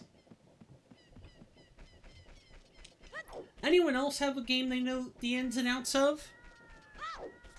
I mean, even though I have, like, favorite game series, like, I would consider Metroid Prime or Metroid Prime 2 to be, like, my favorite game of all time. I think I've probably had that favorite game of all time change a lot as well. But I generally like Metroid titles. I consider them some of my favorite. And the Metroid titles, I know them fairly well, but I don't know all the checks inside and out. For whatever reason, this game, I have It's not a complicated game either. It's not a particularly big game. Maybe that helps me know it so well. But I know a lot of the checks. Although I say this, and I've only bumped into some of these more heightened randomizers that scramble a lot more of the contents of the game in like the past month. But because I already knew where most of these things were, the locations of the checks tend to stick in my mind. Hi, Anju. Cow has a green rupee. I'm sorry, the cow cell has a green rupee. Never mind what the cow actually has. Red rupee. Good to know. I hope everyone's enjoying the experience so far. I know this isn't what we signed up for today. I really am quite sorry about that.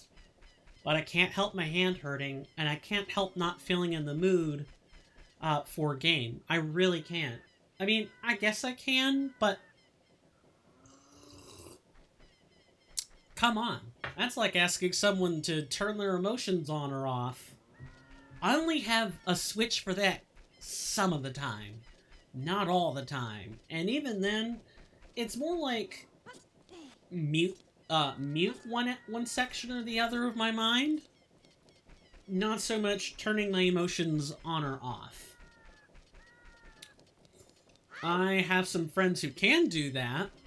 I have some acquaintances that could do that, but I don't know if I've met anyone that I would call friend who is capable of shunting their emotions to a different place.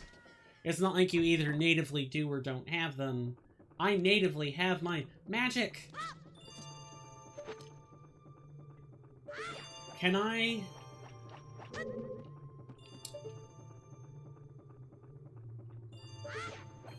grab that? You can boomerang that item? You can boomerang that item. I didn't know you could boomerang that item. Or maybe you only can because it's a randomizer? Do we have a magic check on this randomizer? We do. It's where the Skulltulas are. Click this. Okay, and it has 2 toggleable states. Good. Oh, we didn't toggle on the silver scales either. Let's make sure we're doing that. It's easy to forget the tracker, guys. It really is. You never want to forget this thing if you can help it.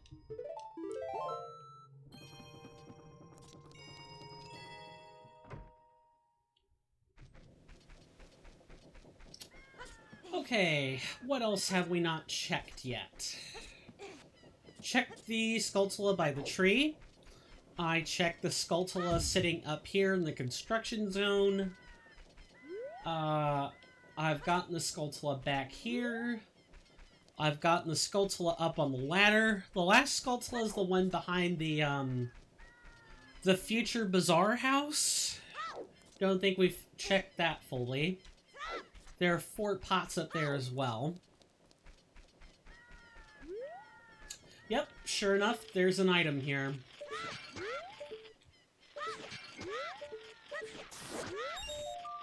We have the Lens of Truth. Okay, we can play the chess minigame natively now. Good, and I'll demonstrate that in a hot minute. I do want to show that off.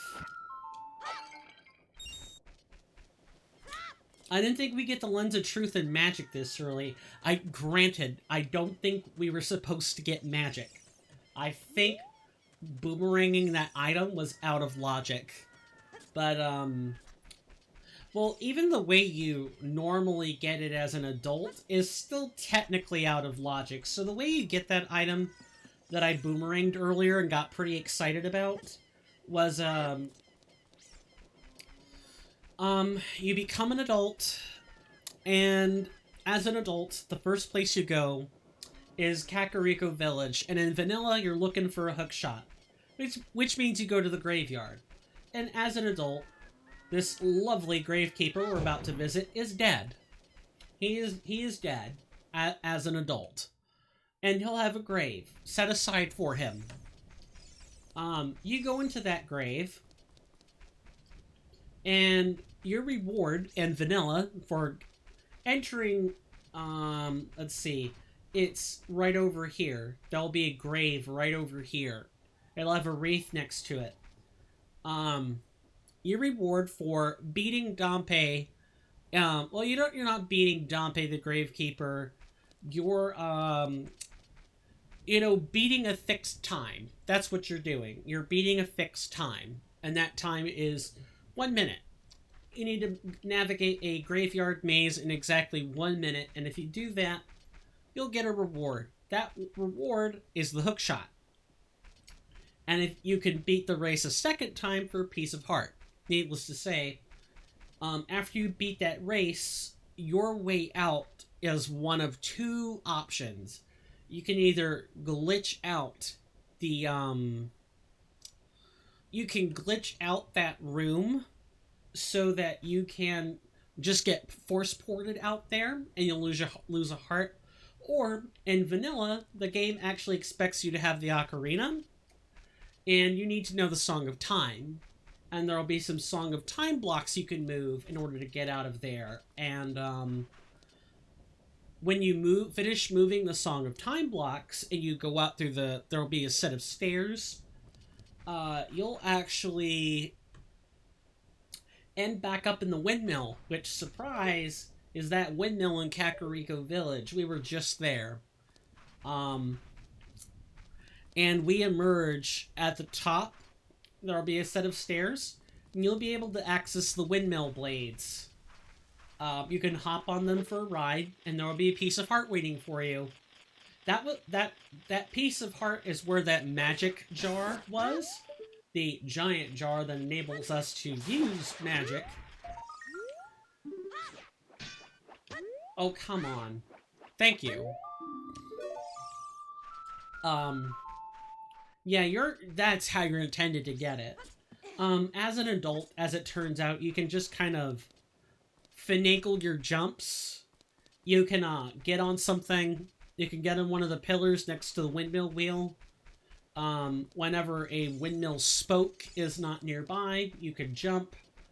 And you can find your way to the top of those on top of those windmill blades, or the internal windmill blades in the wheel, and you could get that piece of heart that way. That's how you could skip it. I do not know if that is something you can do in the base game. I know it's something you can do in 1.0. I do not know if it is something you can do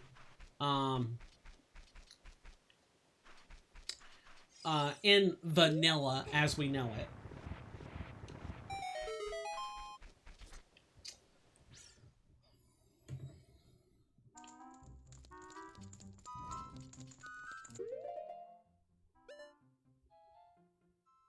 I think that was someone moving their garbage can. It's kind of overcast out. It could have been storming. So this grave normally has a Hylian shield in it. At least if my memory serves me correctly, it has a Hylian shield in it. This grave, which I'm not gonna jump into.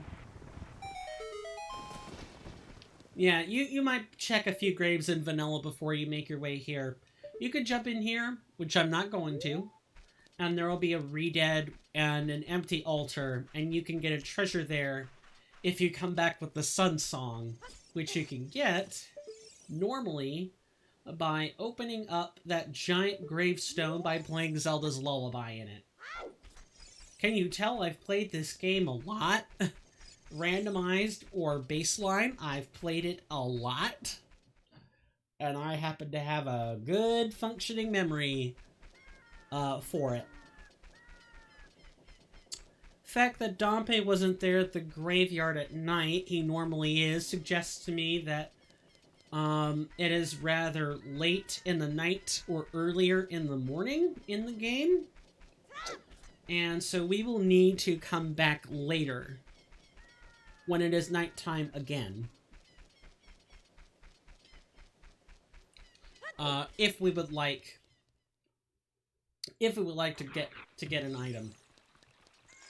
How young is the night? About midday. If we hurry, we can get this particular item. Although nighttime moves rather fast in this game, let me say that. And backflipping ain't your friend when it comes to moving fast. Oh, I can already tell you we're not going to make that. I can already tell you we ain't making it.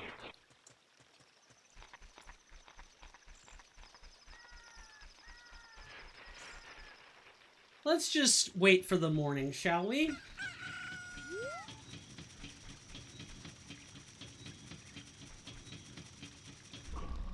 Yeah, I really do have a system for this.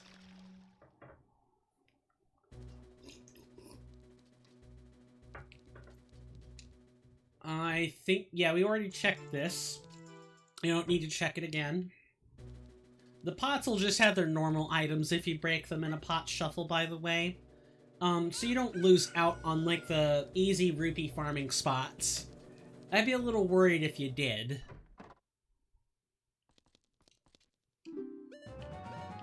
Okay.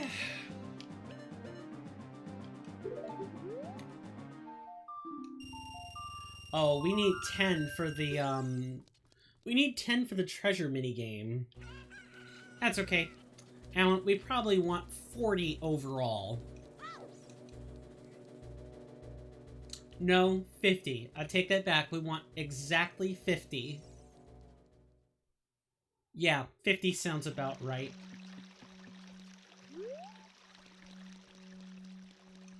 I have my reasons. Up here are more wonder items. You can get three red rupees by hopping off these 2 chains up here. Where is that sun? Okay, I was really concerned that we were gonna just have... you know, randomly have daytime. Let's go ahead and speed this up, shall we?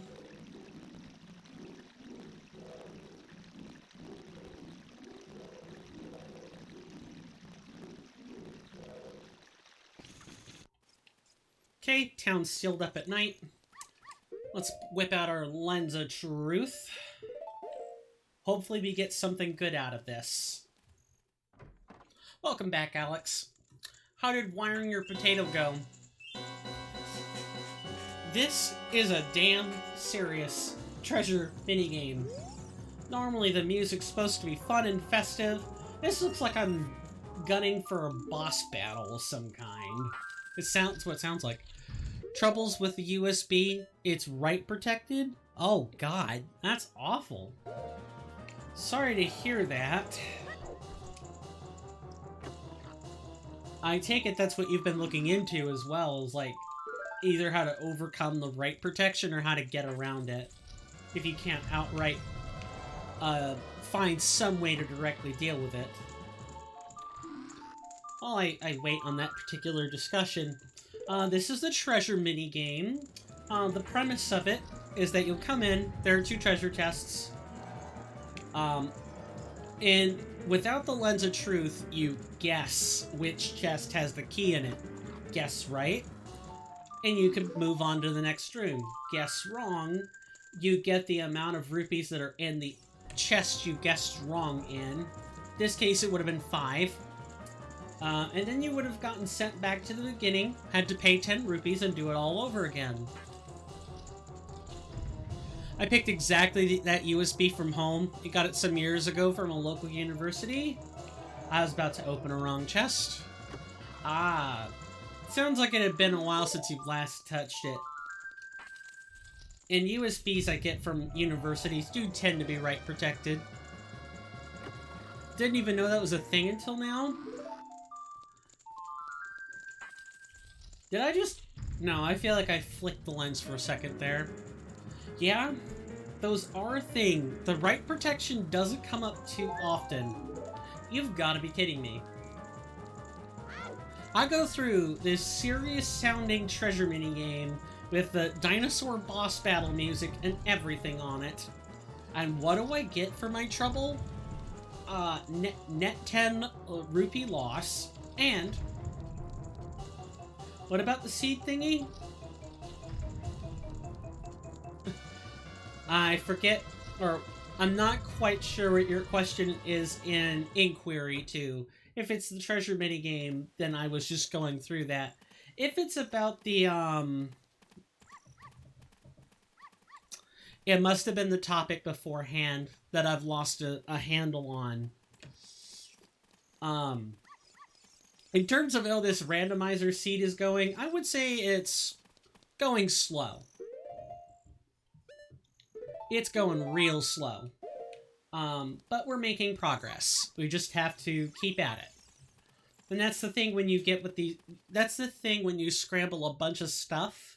When you scramble the contents of every pot. You scramble all the freestanding hearts and rupees. When you, scramble the contents of every minigame, every Skulltula, you often get a lot of wasted checks. And so these kinds of seeds take hours or days. I love these. I love it when it drags out like this. I usually have a fun time. I can save the seed for later, come back tomorrow, and finish it. And I feel pretty accomplished. Fun fact, you thought that the Linux job will be easy?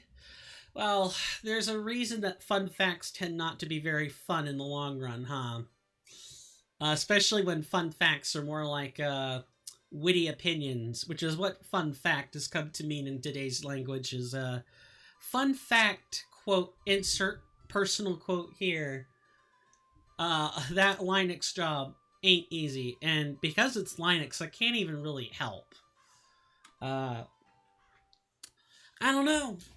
So, I guess here's a lovely engagement question. And then after this, I'm gonna quickly do a couple of emulator speed-ups, and then we're going to take another commercial break. But here's something I want you guys to be thinking about for just a hot moment. What kind of computer... I am pressing F4. Ah, that's why.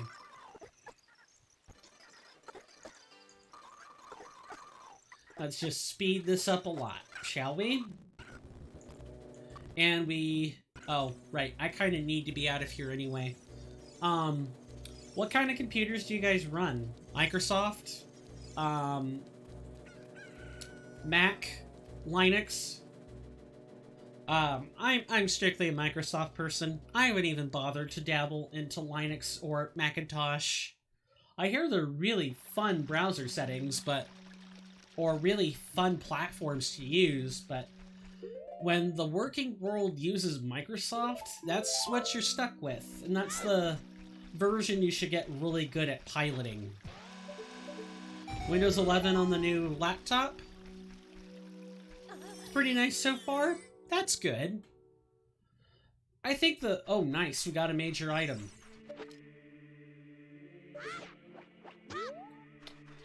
Hopefully it's a wallet.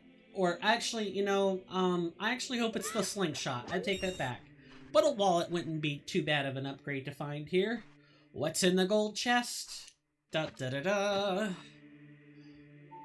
Hover boots. Okay. Not too terrible. Not too terrible. Helps us as an adult, doesn't help us right now. On the old one, you want to install Linux Mint so your mom can use it? Ah. Having the parents get a PC that they can use. Laptop is still okay-ish hardware-wise. That's good. You certainly don't want to be having your parents operate trash, but you do have to... It's kind of... Well, I want to be careful what I'm saying, but you're making sure that you're not giving them overly complicated software or hardware to use. It's why I've been recommending to my folks, you know, you should get a you're old enough to use the senior tablets now. You should start using them. It's okay to use those things. They're geared specifically for you. It's because the first couple of things to go in our old age are eyesight and mathematical cognition. Granted, depending on your line of work, it may not be such a big deal, but because those are the first two things that generally tend to go, it's not a bad practice to have a senior assistance device on hand. There's no shame in using those things. Just have to get the distance on that right. This is another grotto. Oh, I'm being rude. I realized I was being rude. What is Linux Mint, if you don't mind my asking, Alex? Is that just like a particular brand of operating system? I know for Windows we have like Windows 11, Windows 10, Windows XP. So is Linux Mint something like that? Or is it something else entirely? Just curious, of course. What? What on earth is going on?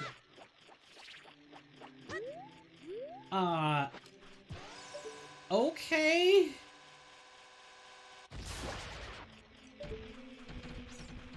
That Skulltula is normally supposed to drop down. I'm now a little concerned that some stuff is not where it should be in this randomizer. I'm really worried about that. I'm gonna keep an eye on it.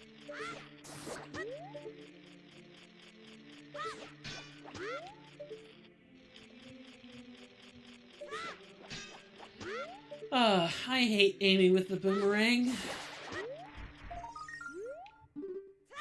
Nice. Get a green rupee for all that frustration.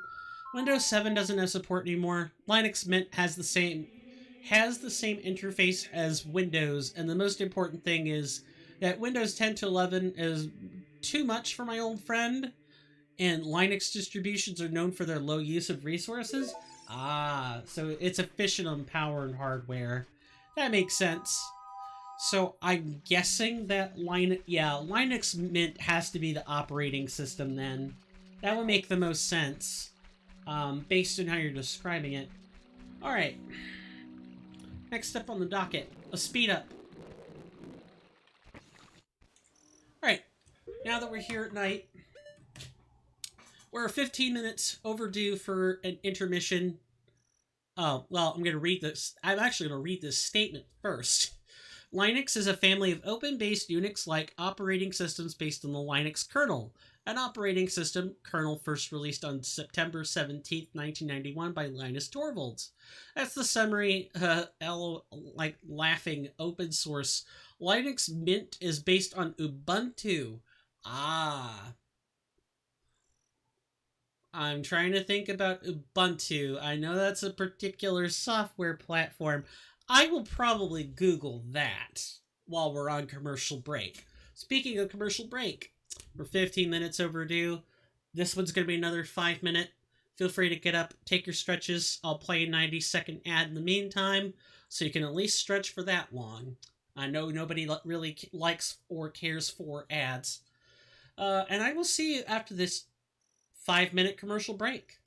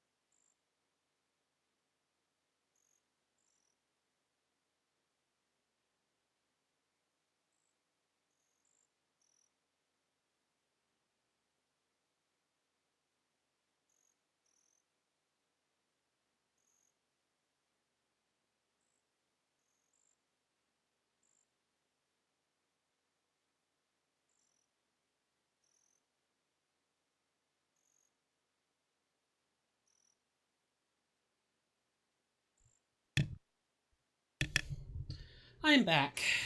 I apologize about that. It took me a little longer.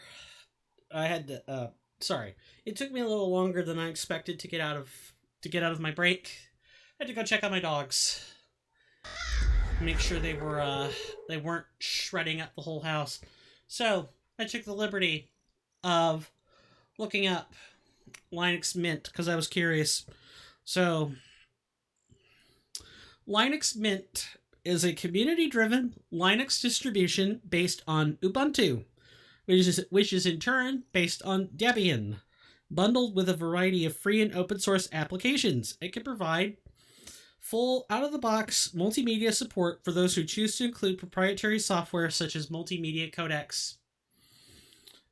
So it's a bunch of Linux, because Ubuntu is also developed by Linux, and Debian is also a Linux distribution. So it's built on Linux Mint is built on a lot of Linux software, and it is pretty much, from what I understand,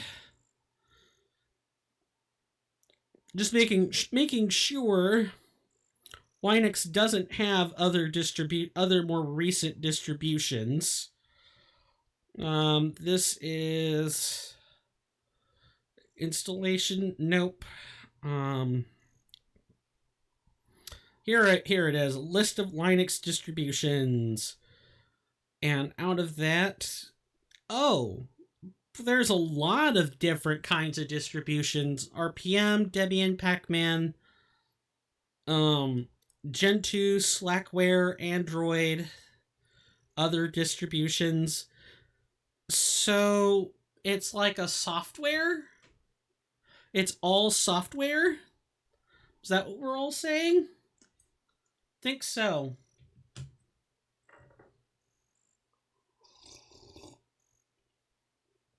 Call them Microsoft computers not only because of their platform but because of the manufacturer. But I guess Linux has Linux computers.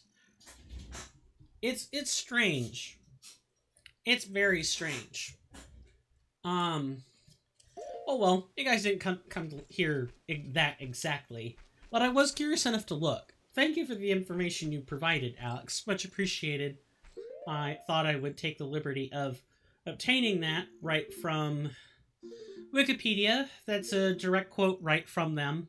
If you want to know more about that, a Google search is your best friend, quite literally. Okay. Something else that's pretty cool.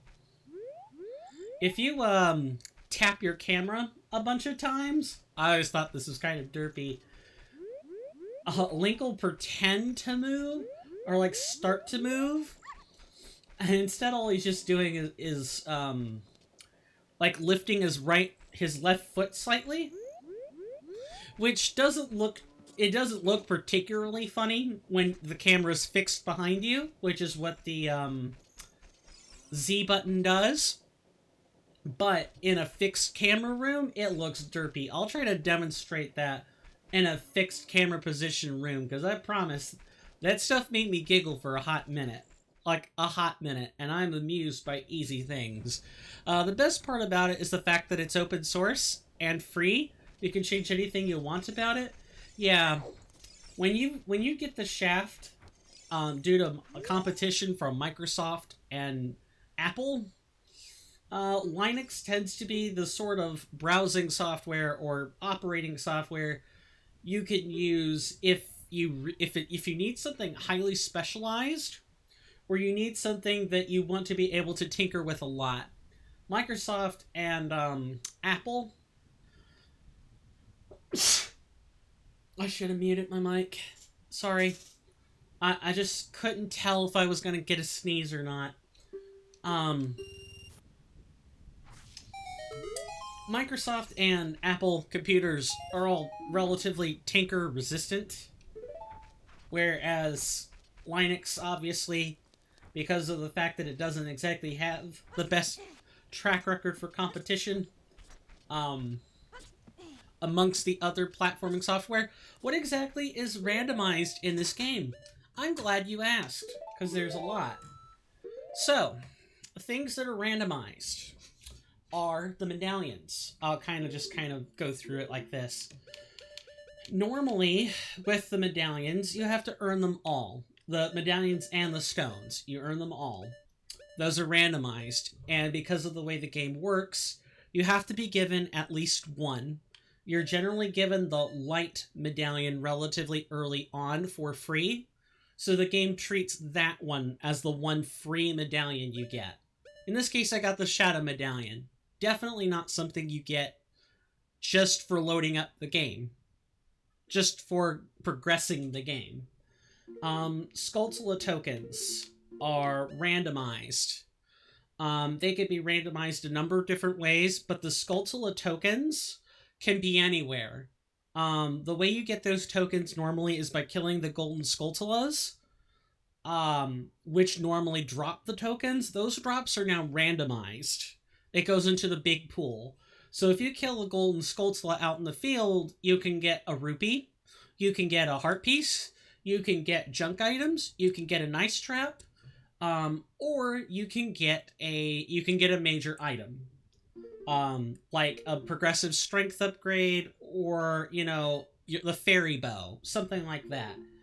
All the chest contents are randomized. So if I find an overworld chest and I don't have the textures turned on, you kind of don't know what you're getting.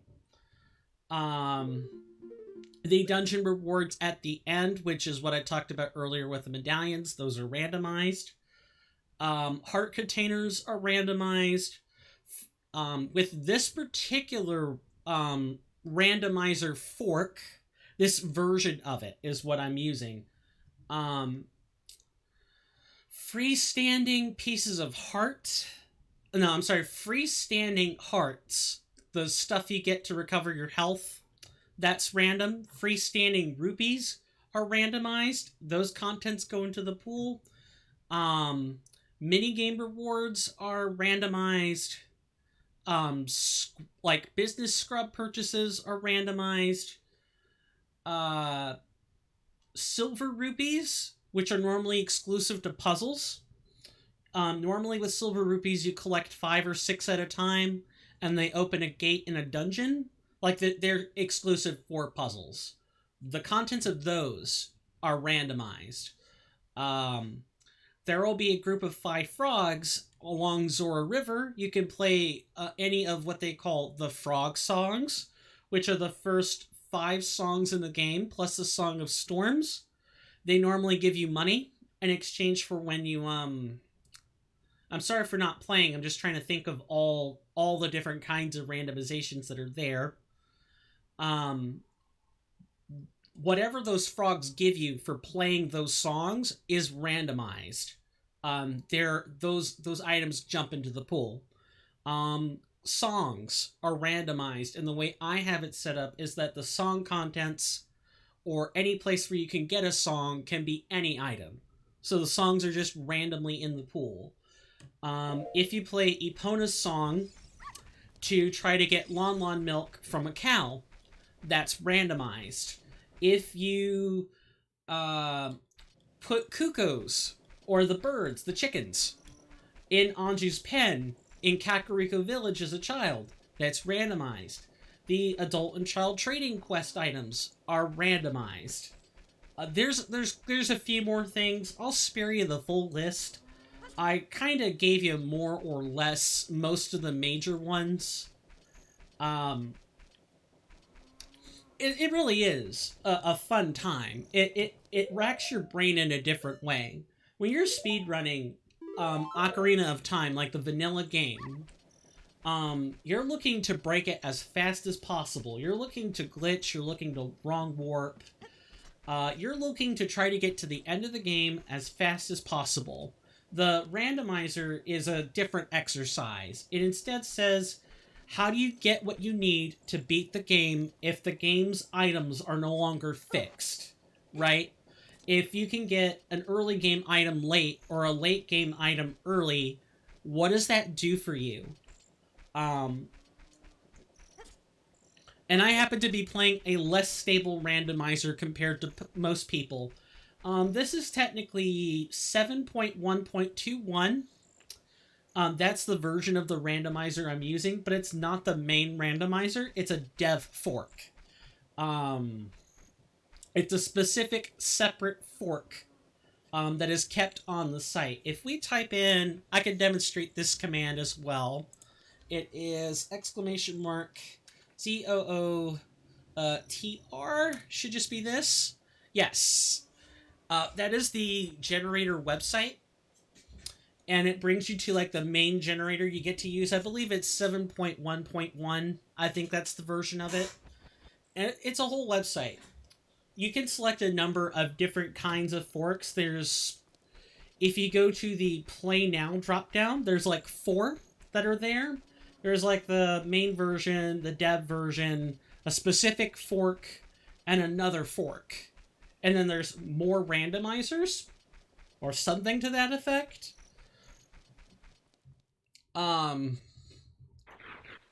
Brain, think. I picked one. I picked a randomizer out of the more randomizers fork. There's also one that contains a separate subgame called Triforce Blitz, where you're finding pieces of the Triforce instead of beating Ganon. Yeah, it's quite a prolific community. This all started because someone basically threw together like a miniature randomizer that just randomized a few things, such as chess contents, and it grew from there. I think this has sort of been in the works for like 10-15 years. This had to have been around like the 2010s, or like the late 2000s. That's about when I remember the work for this randomizer starting to come into play. Like just a Legend of Zelda Ocarina of Time randomizer. It was one of the first randomizers I heard about. The other one being Legend of Zelda Link to the Past. That's another randomizer. That one's even older. So randomizers themselves are very much not a new thing anymore. I was about to ask how your formatting was going. You finally got the formatting? That's great. Do you feel better now? Do you finally get to wipe those beads of sweat off your forehead? I sure hope so.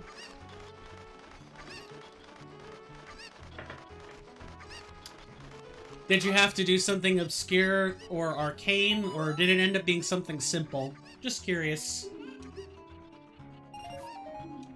Thank you for the silver rupee. I'm glad I tended to your chickens, Anju. I wouldn't have been able to do that otherwise. The fun's just about to start? Ah. Trying to think.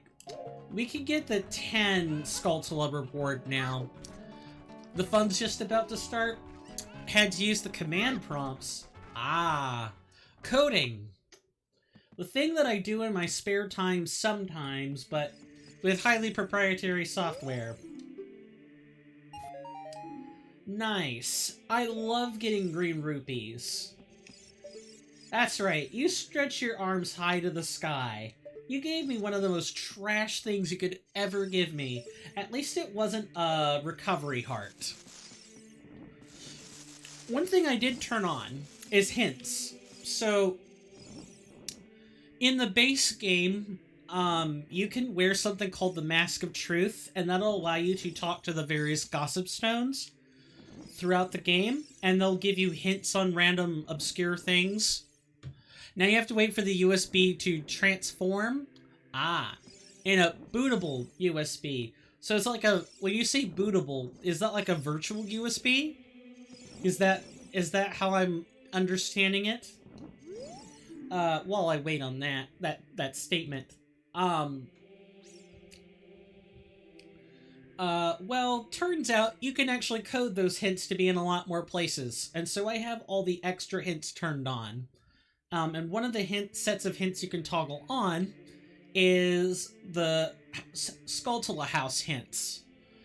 You come here after killing a number of golden Skulltulas and getting their tokens in vanilla, and they give you rewards. This guy over here gives you the adult wallet, And I believe one of these two gives you the Giant's wallet.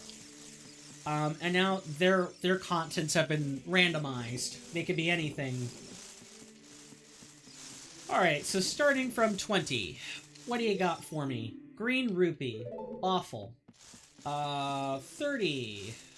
What do you have? Another green rupee. Come on, one of you brothers better have something. I don't want to have to just collect 100 for a key. A recovery heart, you're even worse. Please let the 50 be something good. A green rupee. I'll reply to that statement in just a second.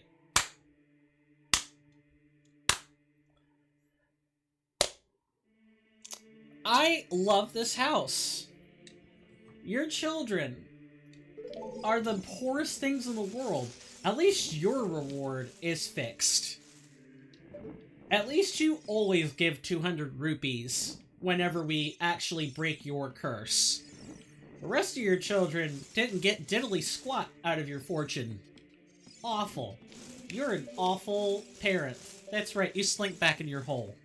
Alright, I'm done, you know, I'm done committing to the bit, as they say. Not sure, to be honest. As far as I know, bootable USBs are used to install an operating system, but you're probably wrong. Well, I mean, you're the one working with it, not me, so you have at least a rudimentary working of what it is, but I wouldn't be surprised if that wasn't the whole picture, and that's perfectly okay.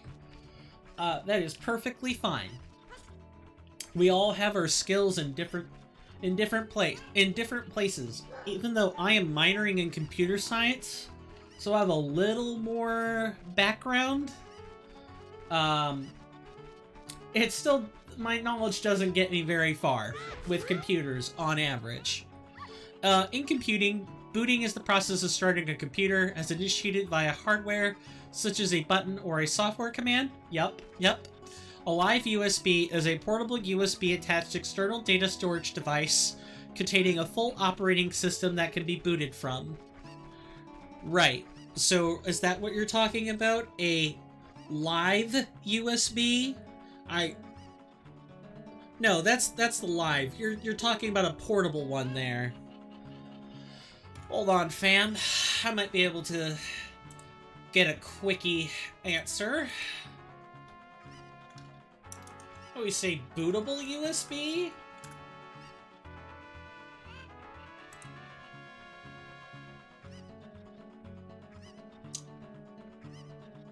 Make bootable USB stick. Okay, this sounds like a specific software function.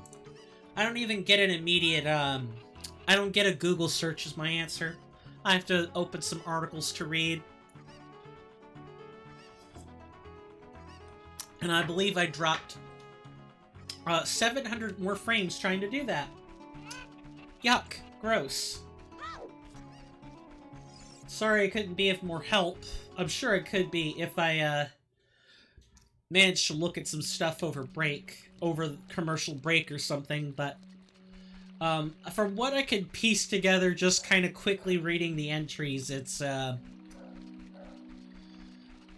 bootable USB and a live one are the same thing? Yeah, that's more or less my understanding of it. But there may be a couple of key differences, but nothing too major. Maybe some extra functionality. Or maybe it's even just different terms for the same thing as you were already saying. Alright, Zora's River. While we're letting that discussion continue. This is what I meant by you needed bombs in order to get access. This tree contains a golden Skulltula that you can get at any time.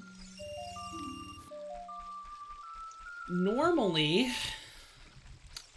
over here, we have a magic bean salesman. I'll read that statement in just 1 second, promise. This guy normally sells magic beans, and he sells them in increasing amounts, starting at 10 rupees and going up to 100. So you spend like 500, 600 rupees, something to that effect. To get magic beans. We already have the plantable magic beans. So instead what this guy does is sell something for slightly above average at 60 rupees. Sure, which I think is kind of a... Magic beans? Sounds like psychedelics to me. You're not wrong. I'm sure... I mean, look at this guy. We hope you like it. Chomp, chomp, chomp. This guy has magic beans in that bag. He is literally an illusion. An illusion, A-L-L, not I-L-L, to Jack and the Giant Beanstalk. Or the salesman in Jack and the Giant Beanstalk. And he's just munching on magic beans like crazy. I bet this guy is totally on psychedelic drugs. I would not be surprised. Now that I've been properly distracted, let's read these sentences. I'm joking, of course. The real challenge is to use the bootable USB on the potate? Ah, the potato. Potato still has the blue screen. Ah, hopefully.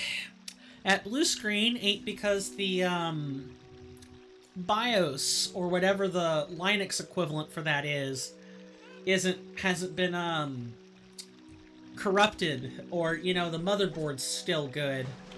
Things like that.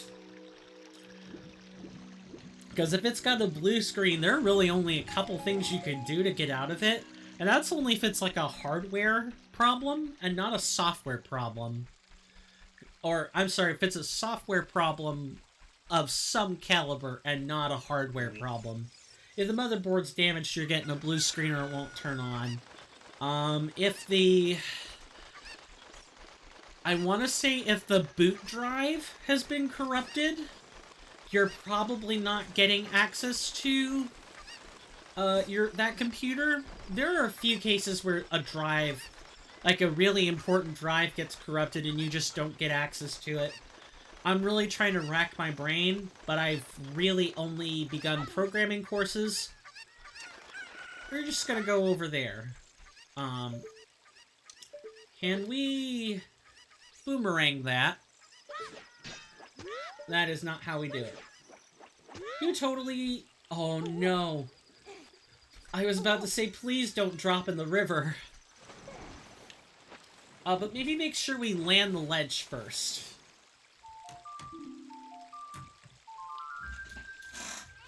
Link, you are so extra right now. It's just a token, man. You don't have to hold it up for the world to see. You don't have to do it. Oh well. They make a little joke out of this in The Legend of Zelda, the Phantom Hourglass. The main spoilers, minor spoilers. You meet one of the major NPCs that helps you throughout the quest. You get the game's big MacGuffin item that'll ultimately turn into a weapon for you. And Link does this whole thing where he's holding his hands up.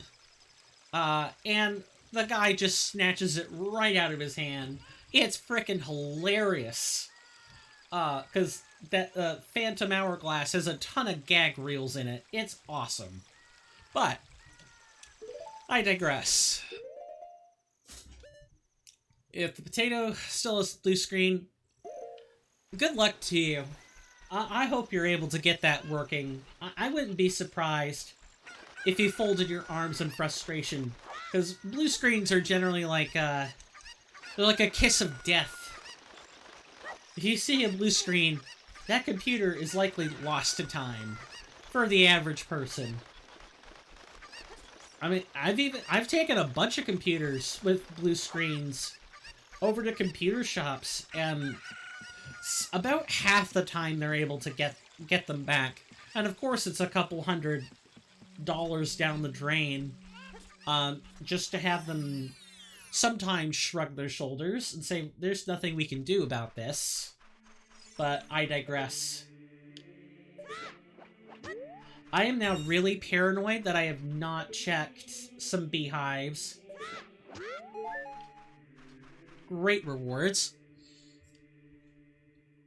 I'm already frustrated because of the USB thingy, but at least you learned something new. That's the important thing. You'll learn to look for the silver lining in the frustrating situations, right? We got another Skulltula token. We didn't really get much else. And the hover boots. Let's not forget those. Yeah, that's pretty much it. And do I see the Lens of Truth? I do not see the Lens of Truth. Lit up. Let's fix that. Not gonna lie, kind of felt like a hacker man. A lot of your first coding jobs feel like that, or your first forays into computer hardware feel exactly like that. When I learned how to code, I use a software. I think I've alluded to this a few times on stream, if not several times over the course of my channel's history. I play a tabletop with some friends. I play a tabletop game, and we use a software compiler. That is not what I wanted to do. Now I get to go have the long trip. And that software compiler, it's got a client, onboard client and everything. That's a fancy way of saying it's got native software you can use on your computer without needing the internet open. That's all client means. I code custom stuff in what is semi-Python syntax. When I figured out what some of the syntax meant, I thought I was king of the digital world, and then I quickly realized I had to have it told to me that it uses a proprietary version of Python, where it's been heavily stripped down, and not like the real version of Python, with hundreds of extra bits of script. But hey, at the end of the day, everyone has to go through that unique journey, and learning the skill was the most important thing of them all. In my mind, you went on a journey. You're still going on a journey with this laptop, right? With the bootable USB. And if you learn 10 different skills out of this, or 5 different skills, I think that's a win. Even if what you get out of it is like blood, sweat, well, maybe not blood, but, you know, frustration, sweat, tears. The skill is translatable. You can say, I know how to solve problems. It's a good thing on resumes. That sort of thing. That's what I had to remind myself when I was learning how to code custom stuff in my tabletop. Like, yeah, it's easy to say, you know, I'm doing this for my friends. I want it to work for my friends. But really, in my mind, you need a pragmatic reason for doing something. You gotta find one. Or else you're just gonna say, you know, your friends wouldn't want you to go through the frustration. They'll figure out how to manage on their own, blah, blah, blah. So you have to find a pragmatic reason for doing something. And if that pragmatic reason is, I'm learning a new skill, that's gonna stick with you a long time. Oh, we got the gold scale. That's awesome. I wasn't expecting that. Alright, what do we have here? A piece of heart. Awesome. What about these? They could be anything. Double defense? Is there gonna be double defense? Nah, just 2 stinkers. It's alright, I guess.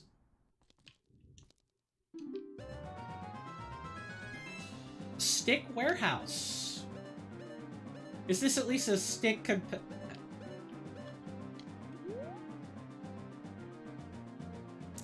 Of course not. Of course not. That's okay. Like I said earlier on, you sort of learn to expect these blowbacks, these setbacks.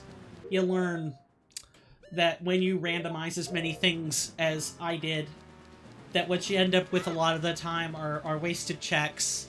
If you like close everything off and you play the randomizer as close to vanilla as you can, you're gonna have a good time most of the time. You're not gonna have hour-long sessions of just you know, browbeating yourself looking for a single item. although I postured like, oh my god, I wish I were less frustrated, I promise you that's for a bit.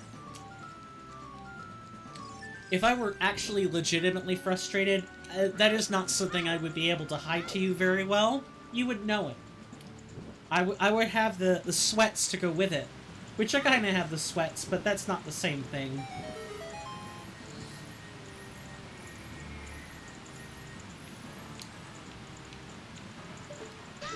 Yeah, most of the time, I said that the hardware is fine, but you're not so sure now? Oh, the complications due to computer hardware. You gotta love it. You gotta love it in quotes, right? I'm sure you're secretly hating it in there somewhere. If not outright already hating it yourself. I'm, of course, being entirely sarcastic. Well, partially sarcastic.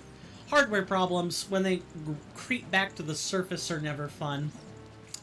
I don't like it when that stuff happens. Do you know any software that can test the potato fully? I found software, but it only tests the RAM. I'm not sure. That's a really broad question. What do you mean by test fully? Do you mean like, you know, test the operating system? Or, you know, test like the BIOS or something? Generally, software like that is very specific. And there's not usually a catch-all. I think regardless of the answer, or regardless of what you're gonna ask for, my answer is probably testing the CPU, GPU, RAM to know if the hardware is at fault. Let me do a quick Google search and see if I can get something for you.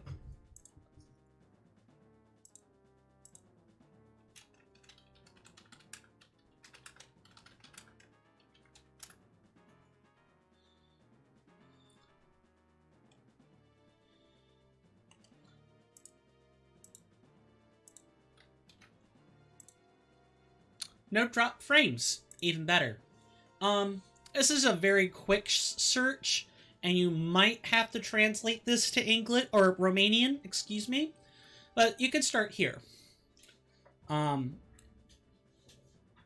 They recommend like 5 different sets of software you can check into to test the CPU.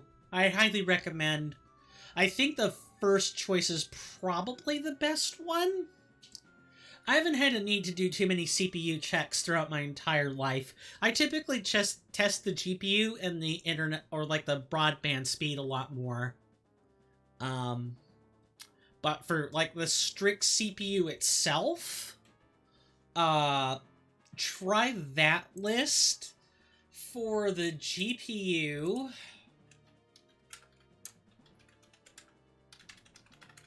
I'm trying to remember them off the top of my head. I tried to find free ones. You may want to look for a free one yourself. Try this list for the GPU. Let me put this in the conversation here.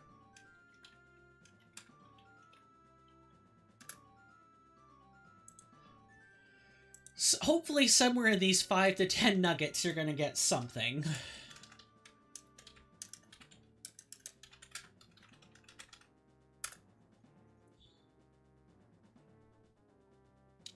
Oh, and then I guess for this, I do remember the mem test for RAM pretty specifically. That I have used. Thank you. Anyway, because you have a blue screen, the software also has to be bootable from USB. Bootable from USB. Right. That was the critical concern there. It's possible some of that software on that list has to be installed, which means you can install it to USB. That's how I'm running this emulator and tracker. I have an external hard drive inserted, and it boots right from that. So you may be able to install some of them. Looking at memtest right now, just wondering if there's a software that tests multiple hardwares. I'm not sure. You'd really have to sit and do the Google search. I'll try to do a really quick one, but I doubt I'm going to find anything. RAM, CPU, GPU,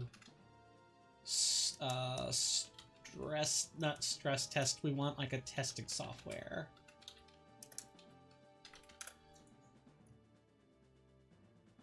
Well, I think they refer to this as stress test software.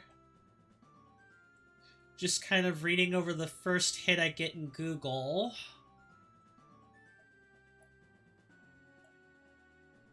Yes, I don't care about the free ebook. Thank you, website, but I'm not interested.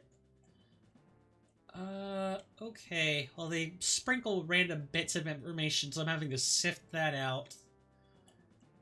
How are the frames doing? Is it... I don't think I'm lagging out hardcore right now. I would notice it in OBS, but sometimes OBS ain't always, up to date on things. Best for... Let's see...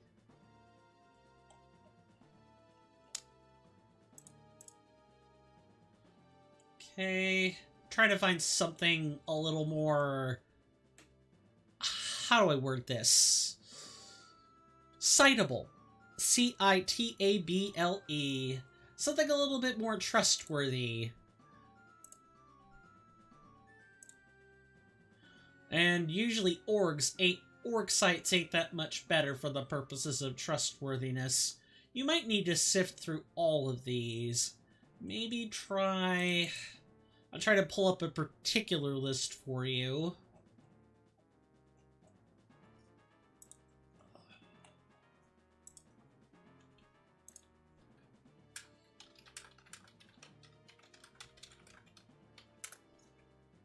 I doubt I'm going to get anything by adding extra words to the search.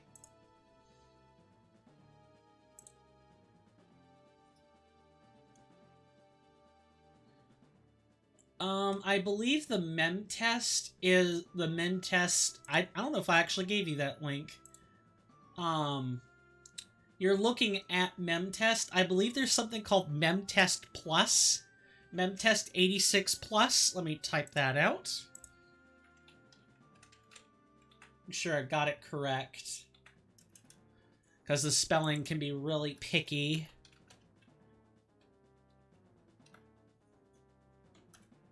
Maybe something like that could help you? Yeah, they have some instructions for creating a USB drive. I'm not sure it's gonna contain what you're looking for, but this at very least should be a start. They have a whole bunch of articles and licensing procedures written up on here, as well as some troubleshooting and other stuff. Let me give you the link to that, so I'm not just, like, throwing a random name your direction.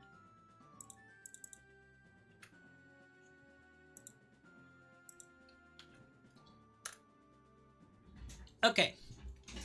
You may or may not have to translate that as well. I'll leave the finer points of this up to you. I think we've discussed that once or twice. Just making sure I throw that recommendation out now. I am not wanting to go through here yet. So Zora's Domain. I've gone through a few of the checks already. That beehive. There are 3 beehives, the diving minigame, and the shop, and a torch. No, you're fine. Alex, if I thought you were bothering me, like, sincerely, I would have found a way to head off the conversation. Or, you know, I would generally say, sorry, I can't be of much help. I hope you find what you're looking for. Excessive platitudes. I would try really hard to funnel the conversation in another direction. But I am also trying to find a balance between helping you and making sure I stay timely with what I'm doing. That's the hard part. And I'm gonna love trying to do that when there are like 10 or 15 people in this room that all might want help for one reason or another. It's going to be fun figuring out how I can help 15 people at once. LOL. Laughing sweat emoji face. Alright. Luckily, these are not randomized. Because otherwise, how would you win the diving minigame? I would be curious if you could randomize that, though. So, the trick with this minigame, well, it's not really a trick, it's pretty straightforward. You just dive for the blue rupees. You're given 50 seconds to do just that. This is the initial round of the minigame. If you play this in vanilla, you get the silver scales for doing this, which you generally need the bombs and the ocarina for if you want to do that. If you're keeping like a relatively closed randomizer. Nice rupees. I can't help. My siblings got me hooked on the 69 nice number memes. I can't get a single rupee. It's gotta stay at it's gotta have 69 in the number. No, in all seriousness, when I'm done faffing around, I forgot what I was gonna say. Hate it. Hate that for me. Yeah, I just completely blanked out. It happens all the time now. Try not to have that happen to me, but what can I say? That's brain fog for you. At least I went 3 hours without blanking out too badly anyway. Which is part of why I'm working out. If people don't mind the detouring subject. I do not believe... No, I did. I got the treasure. I think it was worthless. I'm gonna check it again, just to be sure. I blank out a lot. I blank out sometimes. I think people have generally noticed, or at least would notice, if they looked at my videos from like 4 years ago, or my like stream highlights from 4 or more years ago to now, I definitely blank out more often. Part of that is just due to aging, and it really freaking sucks. Because you can't really tell the difference. Okay, those torches are lit. I can't tell the difference when I'm blanking out due to brain fog, and when I'm just generally not remembering what I'm trying to say. And going to the gym and reducing your adipocyte size generally helps with that. Surprise, surprise. Turns out being overweight affects just about everything you do in life. And just a little PSA for anyone who's out there listening. I'm not trying to be a fat phobe. I'm really not. I'm a fat person myself. I cannot be a fat phobe if I myself am also fat. It's... Being overweight, like, really compounds the health issues badly. Very badly. It affects everything from the strain on your muscles to hormonal and chemical imbalances in your body. It's really strenuous. There's a reason that, you know, unless you're bulking up muscle, that every human body or human frame has an ideal weight, right? And people have watched the transformations occur when someone loses too much weight or is too bulky. They get either anemic or you know, they might struggle with other health issues. This generally happens more if you're overweight or anorexic or something else, but it can happen to you if you're a bodybuilder. Any human body can only take so much punishment. So for me, right, we're talking about me, I value my brain. I care about it. I don't have much physical strength.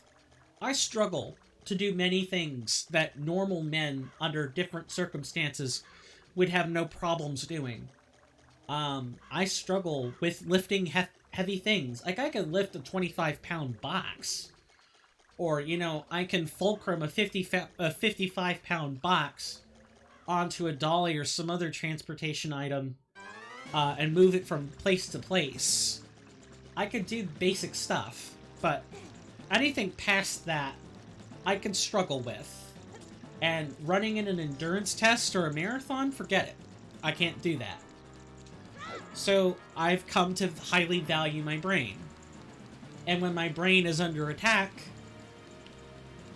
because I'm overtaxing my body, it's a big concern.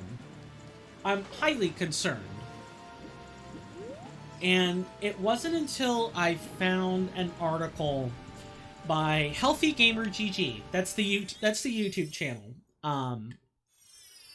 That channel is run by a world-renowned psychologist, and he went through and outlined like 6 things that contribute to brain fog. And what I found in that list is that 4 or 5 of those things are like just general health. It's just general health. If your sleep is poor, your brain fog gets worse.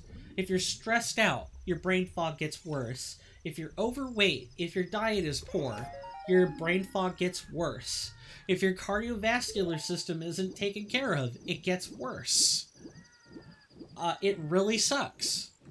The annoying things that you hear from the doctor's office, like, oh, you should lose some weight. Oh, you should exercise. Oh, you should get better sleep. Like, yes, the doctors are contractually obligated to say this. They lose their jobs if they don't. Or they can get warnings at the desk if they don't. But, when it turns out that 4 or 5 of those very annoying statements turn out to be the true agitators of brain fog, it really puts your own health in perspective. And for me, that's when I finally realized that it's not just, oh, well, these things are generally true, right? Like, being overweight generally causes you problems. We all know that's true. But the fact that it specifically heightens certain mental conditions and makes them worse, that I wasn't exactly aware of. And my eyes have been opened to that. And, as a result, I've been trying to sort of fix my life now so I can live the rest of it comfortably, so that the rest of it isn't a problem, so I can get most of my brain back. I would like to be able to not be blanking out on stream and losing whole tufts of conversation with you guys because of me blanking out. I want to lose the conversation because there's so many of you talking to me that I can't keep up. Not because I'm inept. I hate that. That it creates feelings of self-loathing. I don't like it. Feels so dumb. The main reason the bootable USB didn't work was because you inserted it into the Ethernet port. That would explain why the bootable USB doesn't boot. That's the wrong kind of slot. I'm sorry. That shouldn't be funny. And it, I suppose for you, it really isn't.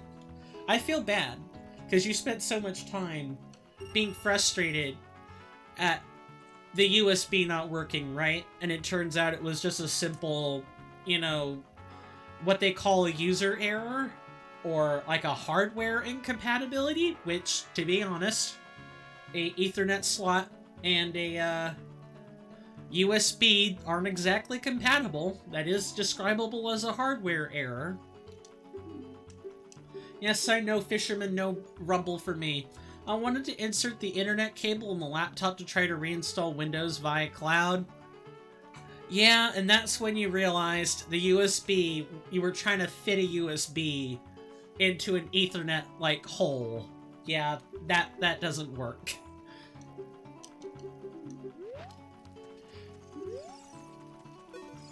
I'm glad you figured that out. for the record, all laughing aside, and again, I am sorry, that it really should not be funny, but there are memes about this on the internet. There are literal memes about, you know, sticking your junk in the Ethernet port for a good time. There's a reason that kind of thing is funny, but I'm glad you figured it out.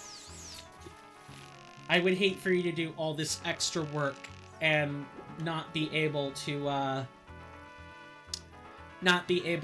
progress all because of the hardware error. Yes, couldn't find the Ethernet slot. I was like, where is it? I swear it was there. And then, it happened. So, this is the fishing mini game. This is a serious fishing mini game. I didn't expect the music to be serious. The music's also random, by the way. So, fishing minigame isn't particularly difficult. You just, once the fish bites, you press down on the stick and A at the same time to set the line, and then you pull it back.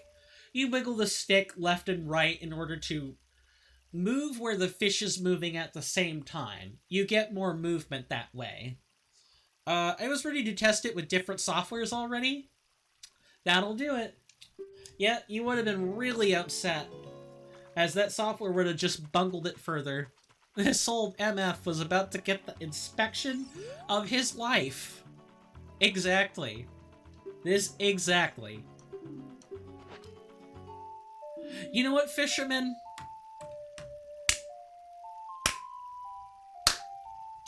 I normally get rupees, and I normally get greens off of this guy. I get a single green rupee, or like occasionally a 20 off this guy. And today he gave me a respectable heart piece. You've earned your keep this time, fisherman. Next time, though, you better give me a real item, or I'm gonna... You know, I should be careful. Now, I see the logo of the mind, and it's spinning, kinda. Logo of the mind? Oh, logo of the mint. Okay, I was like, what? Yeah, did I miss something in conversation? No. That was a misspeak. Okay. Makes sense. Now, because we have the golden scale, we're gonna have some fun in here, folks. If this music is anything to be, paying attention to, we're gonna have some fun. This is minigame music, by the way. It's one of the different kinds of music for the minigames. This laboratory normally has very weird music. Well, what can I say? Even if it will work or it won't work, it was fun. Hey, at least you're capable of laughing at it, right? You're capable of looking back and saying, okay, yeah, that was user error, you know. I spent all this time huffing around, and it was something so simple, right? Or something you did. If you're capable of laughing at yourself about it, you'll be fine. It might still stress you out. It might still suck, but at least the stress. Well, at least you'll have learned something. Again, that's like the big thing, right? Is that you've learned a skill. You've learned a few skills. It actually worked. Congratulations. You may not have noticed, but I've been watching you. You touched the bottom just now. Fantastic. I'll give this to you. Alright, old lady. It's a green giant's knife. Swords ain't usually green. I'm glad you got it working. So now, you shouldn't even be feeling that stress. You should be in Cloud 9 right now. The greenest sword. That was the absolute greenest sword I think I've ever seen. Unfortunately, though, it's a very fake green sword. See, the giant's knife has like 10 or 15 swings on it, and then it breaks. It becomes a broken knife, which, you can't even use that. You can't even use the giant's knife as a child. You have to be an adult to use it. And it effectively has the same strength as the Kokiri sword, or really, it's a Kokiri knife that we call a sword. I do not know why I am boomeranging at nothing. Thinking, not blanking out again. Yes, Navi, I know. I will go to the tree when I'm ready, and not beforehand. I'm blanking really hard right now.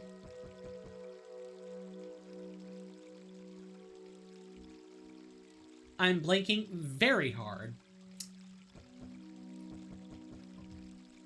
I forget. Oh, right. And of course I remember now, after I've already gone through the motions of forgetting. The giant's knife deals about as much damage as the Kokiri sword when it breaks. It's really not a very good item, and hitting different things causes it to break at different rates. It's the stand-in for the Bigoron sword. You get a much better two-handed sword later. The most powerful sword. That deals double the Master Sword's damage on jump attack. That is the Bigoron sword. That's the real deal. The Giant's Knife is the sword you can buy from Metagoron for 200 rupees. You can get Giant's Knives anytime for 200 rupees. It's nice. Looks like Windows is still installed, so you have to work on it. Hey, but, I mean, that's a software. That's a software thing, and not a hardware thing. And changing out the OS shouldn't be that big of a deal. You should just be able to get a different operating system, and it'll be fine. The biggest deal with that should just be the insufferable waiting, right?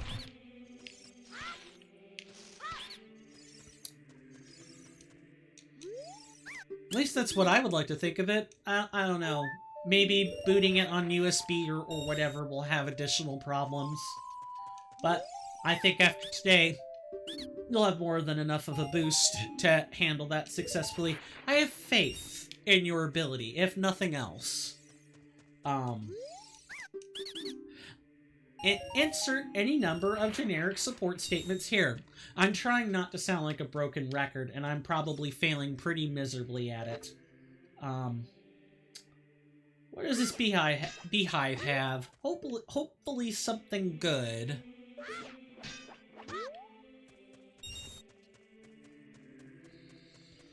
Blue rupee. I mean, I think Linux still gives me the blue screen, the blue screen, because they named it fallback mode, but I'm not 100% sure. Ah. Okay. Could it be like a software incompatibility? I know you generally can't install Linux software on Microsoft computers. Or, you know, you have to do like a hard wipe of the hard drives and stuff. You can't just,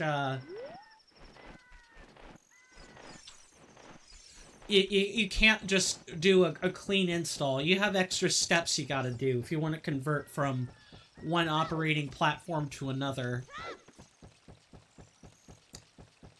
Let's go ahead and reset that owl. We need to see where that warp is. So, in vanilla, that Gaebora Capora owl, that's his name, Gaebora Capora. I usually just call him Gay for short. When Gay decides to, I cannot help but laugh when I do this.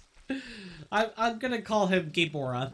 When Gaebora decides to fly us off to wherever they're going to, typically at this location, he flies us to Hyrule Castle. So I'm curious to see where he's gonna take us, since this is random, like randomized. Oh. Lost Woods. Okay. Sure, this works. I think most of our checks are out in Hyrule Field right now. If I'm remembering correctly. I do not think we have obtained... Oh, we have the gold scale. What am I doing? Of course we have something to update. It's this. And another token. Never mind. I was just too excited and forgot to continue to follow the instructions. I just booted it from USB. I didn't actually install it. Yep. Something else that'll get you with computers is not following the instructions all the way through. Gotta contain that excitement, or you're gonna end up, having issues. That's gotten me a number of times. You're not alone. You go through... I think you've gone through almost a full range of emotions just with this one task. First you were frustrated, then you were sad, then you were happy, and then you get the classic blowback from going through all that. Yeah, that's what working on computers or working with a computer or computer software, that's what it feels like. You go through a set of trials and tribulations, and it feels like you make progress, and sometimes you do, and sometimes you realize you have just been floundering and making no progress at all. And all you did was walk in a circle. That's exactly what that feels like. And it's just the experience. Like, yeah, realizing that you've sort of gone in a circle or not followed through completely really sucks, but it could be worse. Like, that's the way I would try to view it. It could have been worse. You know, you could have seriously backslid back into, I have blue screen and I can't get out of it. At least I didn't follow the instructions all the way through, so now I've learned to follow the instructions all the way through. That kind of thing. Not saying that as if you already know it. I'm not trying to, patronize or anything like that. I'm just sort of talking about it, generally. I'm trying to make good commentary on that sort of thing. Maybe that's not a friendly streamer thing to do, now that I'm thinking about it. I don't know. I've been streaming off and on for multiple years, and would people believe me if I say I'm nowhere closer to figuring out how to properly stream something? You could say, well, look at XQC, look at, you know, look at Lobos Jr., look at, Gino Machino, look at, I don't know, Amaranth, or, nice, we got Furor's Wind. Or, you know, look at some of these other prolific streamers and, you know, follow them. But then you learn you can't follow them because then that's plagiarism. So you have to come up with something original. But then, if you're too far off base, you're like, well, why don't you just follow their example? How? How can you? It's plagiarism. You have to be original. And I think just due to that constant... I don't know why I put the ocarina on the C-stick when I don't need it. You go through all that effort, and you find that you're nowhere closer. You follow everyone's advice. You either attempt to be closer to a streamer everyone recognizes, or you really attempt to make your own style. And when you get down to it in the entertainment biz, you realize that lots of things are just derivative works with original spins on them.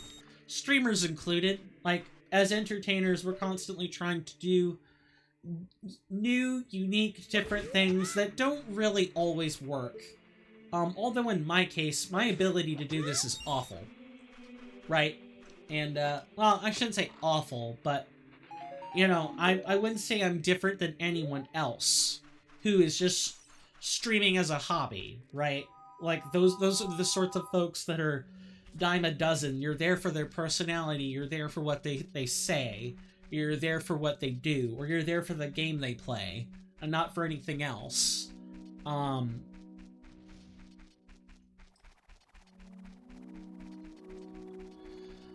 I'm sort of like reflecting while I play. I'm like thinking on things while I play. And I've sort of started to come around to... I don't know if anyone knows what they're doing. Streaming is kind of this organic process. You just sort of... Yeah, there are rubrics, there are templates, but if you try to obtain a template, you'll just be accused of being unoriginal, and so you have to try to find some kind of balance where you're original and yet you're not too far from mainstream at the same time. And to further make things more confusing, as an entertainer,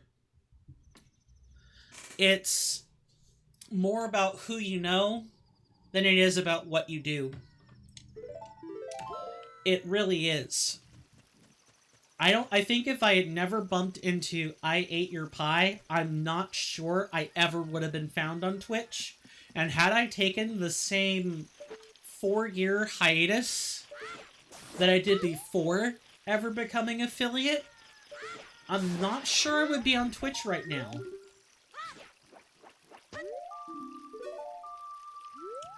And I'm not saying that, I'm saying that just kind of like thinking through it, like sharing my internal dialogue with you guys.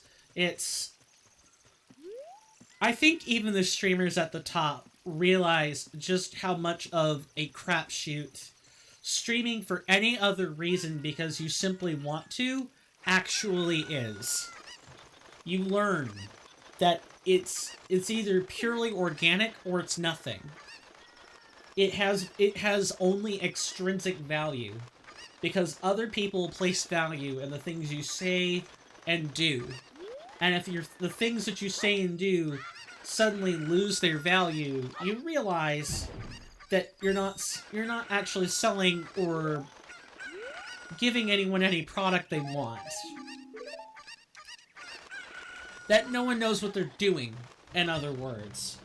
That everyone's always figuring it out, all the time.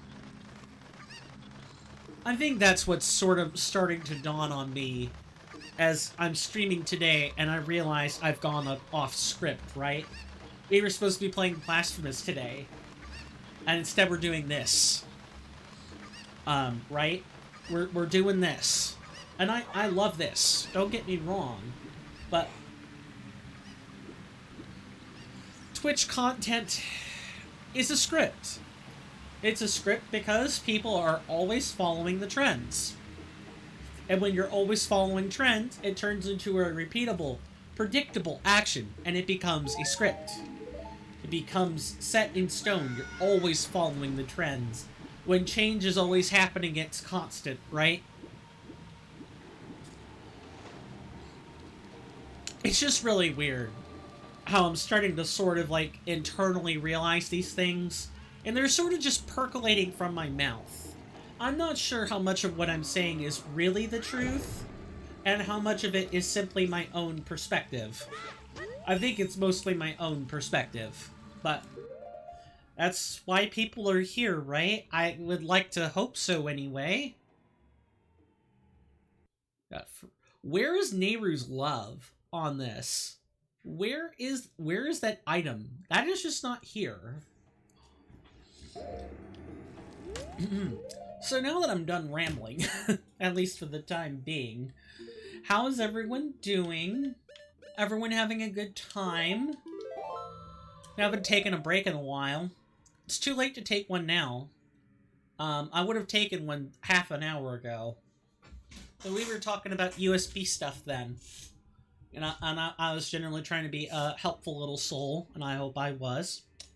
And if not, then at least I gave the honest attempt. Do people like this sort of thing from me?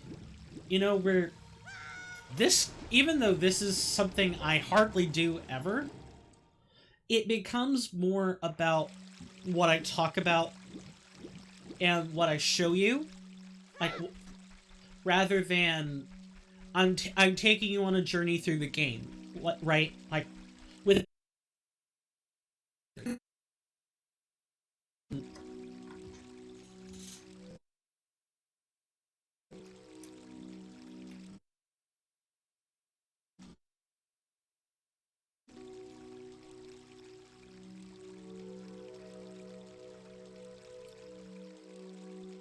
okay, I think we're good now. Um, as I was saying though, um,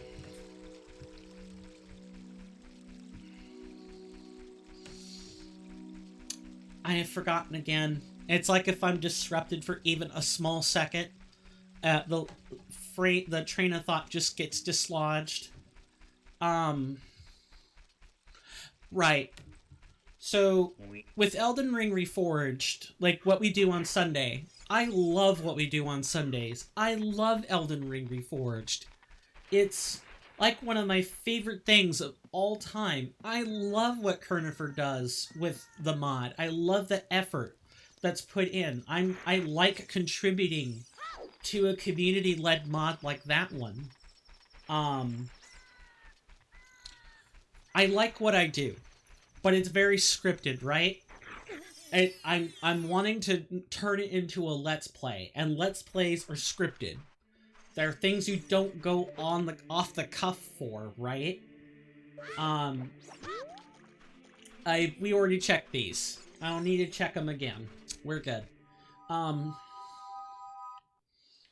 This is completely off script. What I do on Sundays is on script. This is off script. I hope people notice that. It's off script. I'm not trying to tour you through a game. I'm not trying to, you know, tell you, oh, I found this, or oh, this is where that is, or I'm not trying to give you a narrative experience. I'm just playing something I like. It turns on a very different portion of my brain. This is highly repetitive gameplay.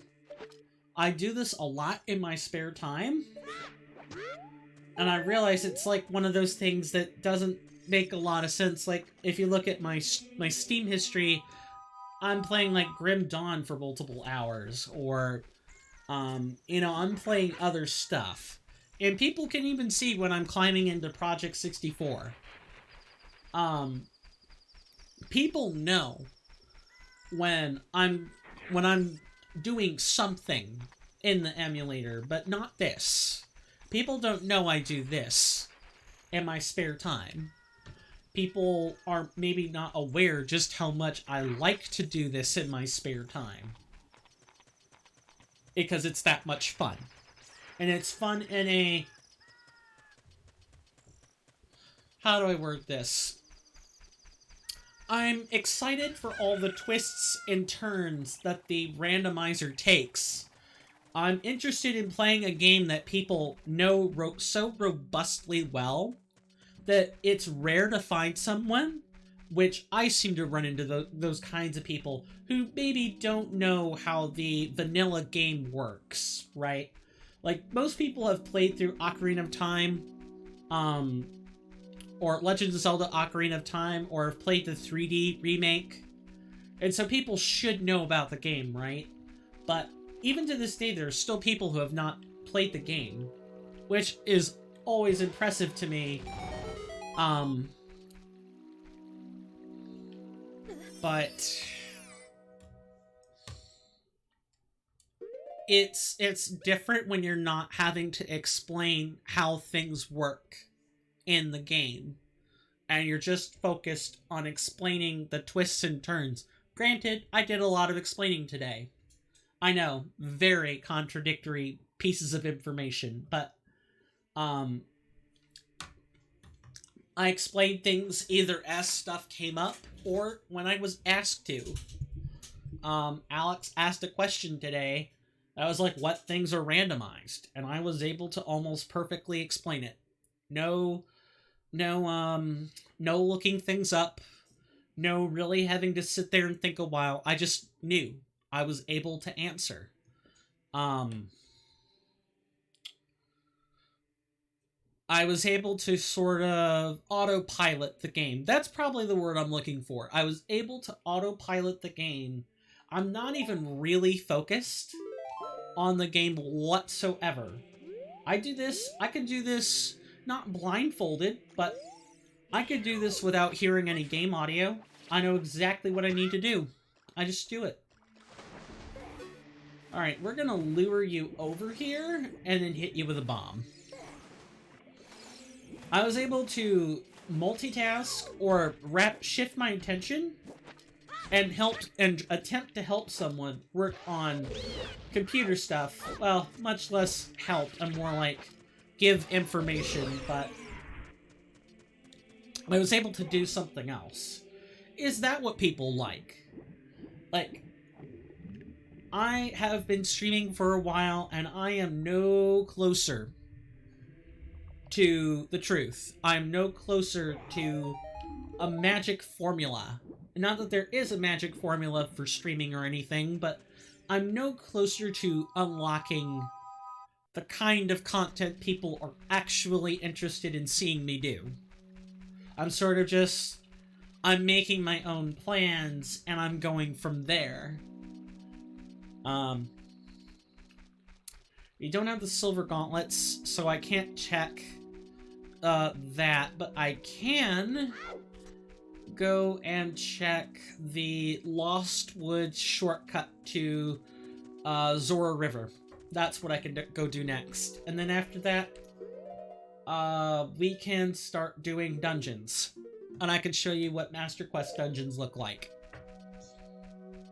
So, I'm not really looking... I mean, I would be lying if I said I wasn't interested in an answer. But I do not want to force an answer. I don't want people to say something out of obligation or because they care about my feelings. I want people to be honest. And really, what hurts me more than anything as a person is when someone seeks to lie to me while also just me being aware of the lie and then continuing to lie and then lying about something that's actually gravely important or something that would be helpful to me if I knew the truth. Or like someone's true feelings. Like, I've been having this issue with a person I would call a friend, although our relationship is what I would consider to be in limbo now. Him and I, this friend, we took classes together on campus. We've been attending the same college for a year, at least. And him and I have each other's phone numbers. So we're like forming a friendship, right? And him and I happen to be taking a really complicated cell biology course. And I had some stuff happen to me over the past few months that made that college term really difficult. I dropped the courses. I even failed one of the courses because I had other issues going on. It's all on me. I'm not going to blame the school. I'm sitting here and listing the circumstances which contributed to my failure, but I'm owning it. All of it. And I thought, well, gee, if I'm having a bad time, I'm going to give my friend the space he needs. 2 months of space. Where I just don't say anything. I didn't say anything. I just stopped talking. And that was a mistake. That's called ghosting, folks. And I just unwittingly did it. And it took me from October, where I started, to December, when I resurfaced and gave the guy a text explaining, yeah, I gave you some space so you could concentrate on your schooling. You know, are we free to talk again? And there's nothing but radio silence. Absolutely nothing but radio silence. It hurts to talk about, if I'm being honest, but maybe talking through it will help me, like, obtain some amount of closure so I don't start acting like a stalker, hoping I get some closure from the guy I would call my friend.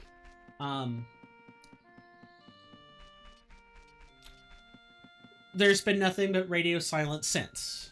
And, I figured that it took me 2 months on top of the 2 months of resurfacing, something they call submarining, to realize that I was ghosting someone I cared about. And that was wrong. Deeply wrong. And I'm not sure I'm ever going to be able to talk to that person again. Mainly because there's radio silence. And I felt bad just for asking around to see if anyone had even seen hide or hair of him.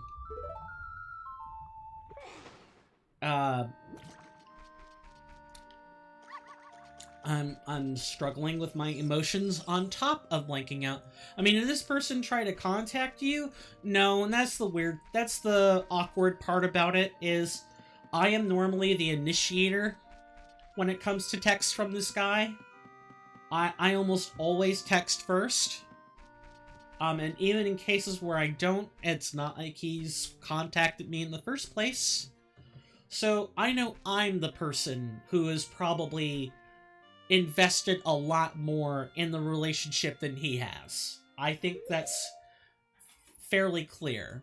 At the same time, the guy's a full-time student, and he works like 2 jobs. I should have prefaced with that as well, that this guy is 20, maybe 21, is a full-time student at university, works a job on the weekends, and works at the student service desks on campus during the week. And when he's not busy doing that, or busy working on homework, sometimes his dad requisitions his help at a shop he owns, the dad owns. And, regardless of all the circumstances, I still feel bad. Because I unwittingly, but deliberately made the decision not to talk. Because I thought I might be doing my friend a favor, right? I want him to focus on his schoolwork. It's important. The biology degree is hard. Cell Molecular Bio is one of the hardest degrees in the biology field on campus, because it requires so many different subjects to be mastered.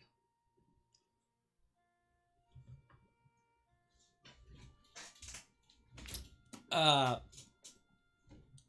it's one of those, it doesn't make it less painful. It doesn't make learning that I ghosted someone I care about feel less wrong. But as you've said there in that statement, you understand it, but if he has time to respond to your messages when you contact him, he also has time to contact you. Exactly. I think that's the worst part, is that I can't tell the difference from him being busy and being iced, right? So, it makes I don't have any closure, I guess is what I'm trying to say. I'm looking for closure. I'm looking for a way to stop feeling the emotional torment. Because I think that's what I've honestly been experiencing for the past 2 to 3 weeks now. Ever since, or maybe even ever since I've resurfaced. And I'm using resurfaced in quotes. It hurts. And I've talked to like 3 different people about this.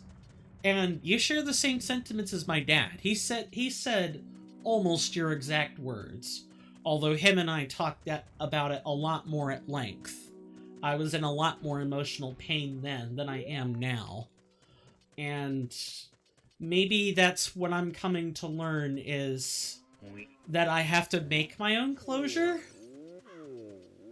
See, folks, even when you're 30, even when you're 50, even when you're 60 or 70, some problems are just timeless. And you don't have... There's some things that age cannot help you solve or understand. There are things that time cannot heal. You have to forge your own... You have to forge your path for yourself. To be honest, same thing kind of happened with you and Raspy. Sent him a message, said nothing about it. And then from that day, he didn't contact me, even if he always, like, did, just telling you random stuff. Right. Although, at least from what I understand, you two do keep semi-regular contact. Me, it sounds like... I think I might be thinking about it too much, in my case. Like, I'm probably overthinking it. I'm not worried about the right stuff. I could be making more out of it than my friend is. I was about to say his name. I do not want to do that.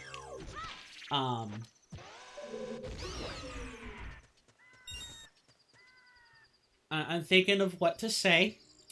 I'm sorry for the long pauses. Please bear with me.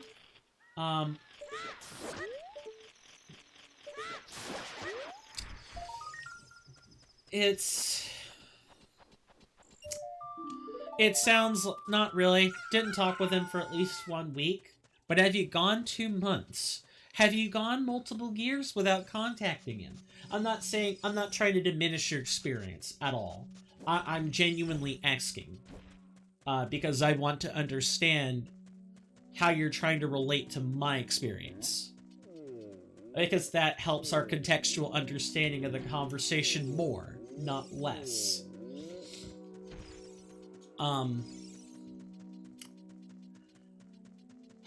Thankfully, all my tears are spent up. They've been spent up for a long time. I think if I were a younger man, you might have even caught some tears just now. Fleeing my face. But, I don't have any more to give. And if I do, I'm not going to be in control of them. It was a time when you didn't talk anymore. And you also weren't that close at that time. Right, like, you know, as my dad told me, it's one of those, you grow apart. I think that's the phrase they use, you just grew apart. I'm hoping we can find this, like, slingshot. That's the item I'm looking for, by the way. I've pretty much done most of the overworld checks I could do. And the boomerang will let me get around some checks that require the slingshot. Only some of them, though. I think it's time we start cracking open a dungeon. I don't think we'll be able to solve it in 9 minutes, but thankfully I already have some parts of it that are pre-solved. You'll see what I mean when I actually step in there and make the check. We don't have a bottle. We do have bomb chews, but we don't have a slingshot. So we're gonna start at the Deku tree and work forward. It sounds like I just need to be a patient person more than anything. And 4 months of emotional pain. Well, maybe not 4 months. More like... No, the whole thing elapsed over 4 months. A month of emotional pain. Continuous, constant, daily, emotional pain. Where you're racked with your own guilt. That's how I would describe it. Oh, there is a check I can do.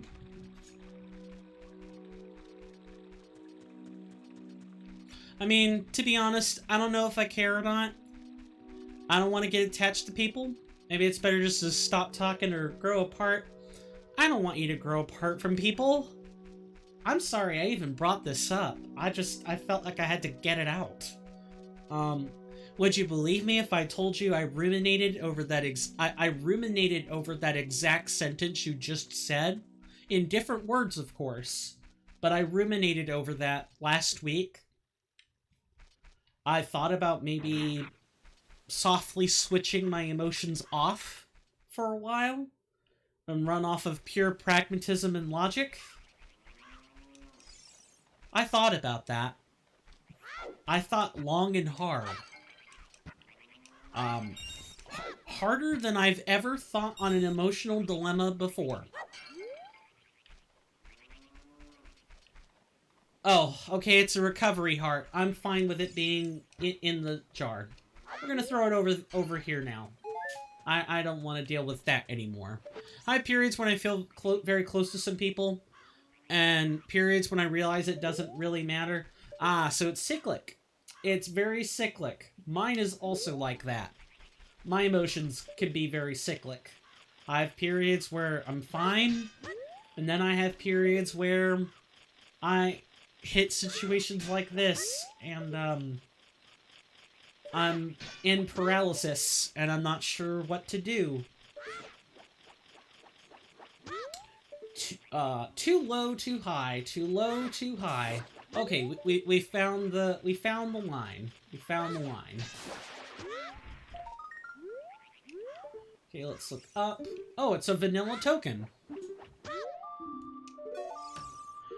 I think the worst part is, well, I should say the worst part. We're getting off on a slight tangent now. This man was not the only friend I had, but it's been cyclic like this for a while. I'll have a friend, I'll get kind of close, and then we drift apart. Right? As you say, to grow apart, not to talk. Most of the friends that I would claim to have at this point are male, married, have children. That's what most of my friends are doing now. Friends, acquaintances, friends in quotes. I have grown apart from quite a few people. Some of them I didn't have that much investment in. After all, when you're in high school, you have some of that investment automatically, just from seeing the same people every day. But there were a couple, like in college, where I had to put the investment in myself, where you actually spend time with these people, and you become real friends with them, instead of school friends, or, you don't maintain the effort you were forced to put in high school, and you lose those friends. The man I had before this was also kind of like that. He moved to a, different portion of the state, and I haven't kept in touch with him for a couple of years now. I'm not happy about it, but we sort of just drifted apart. I just don't want the same thing to happen this time either. I've gone through it over and over and over, and most of it has been my fault. Absolutely. I'm the one who didn't maintain communication first. This is probably the first instance for me, or whether I want to freely admit it or not, I'm the person who forcefully stopped communicating. Granted, I thought I had a noble, or at least nicer intention behind it. I didn't intend to permanently ghost this person. But you know what they say about hell? The road is paved with good intentions. And the truly noble ones, the truly noble intentions, will be the cobblestones toward the front of that road to hell. And right next to hell's, red gates, you'll find some of the noblest intentions were there.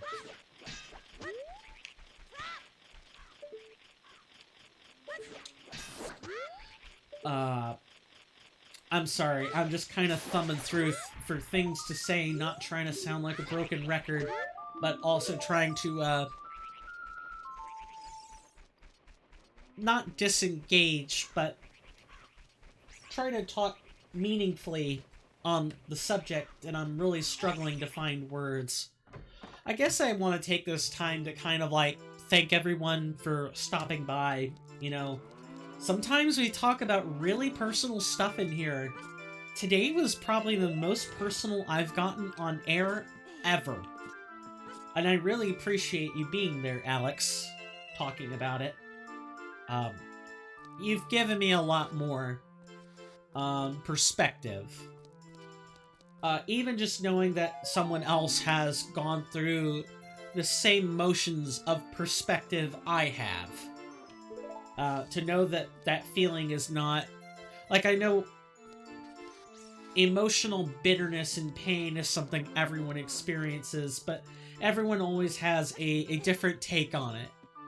And it's not nice, but it feels nice to not be alone. To not feel alone. That's what I mean. And I'm thankful that I was listened to today.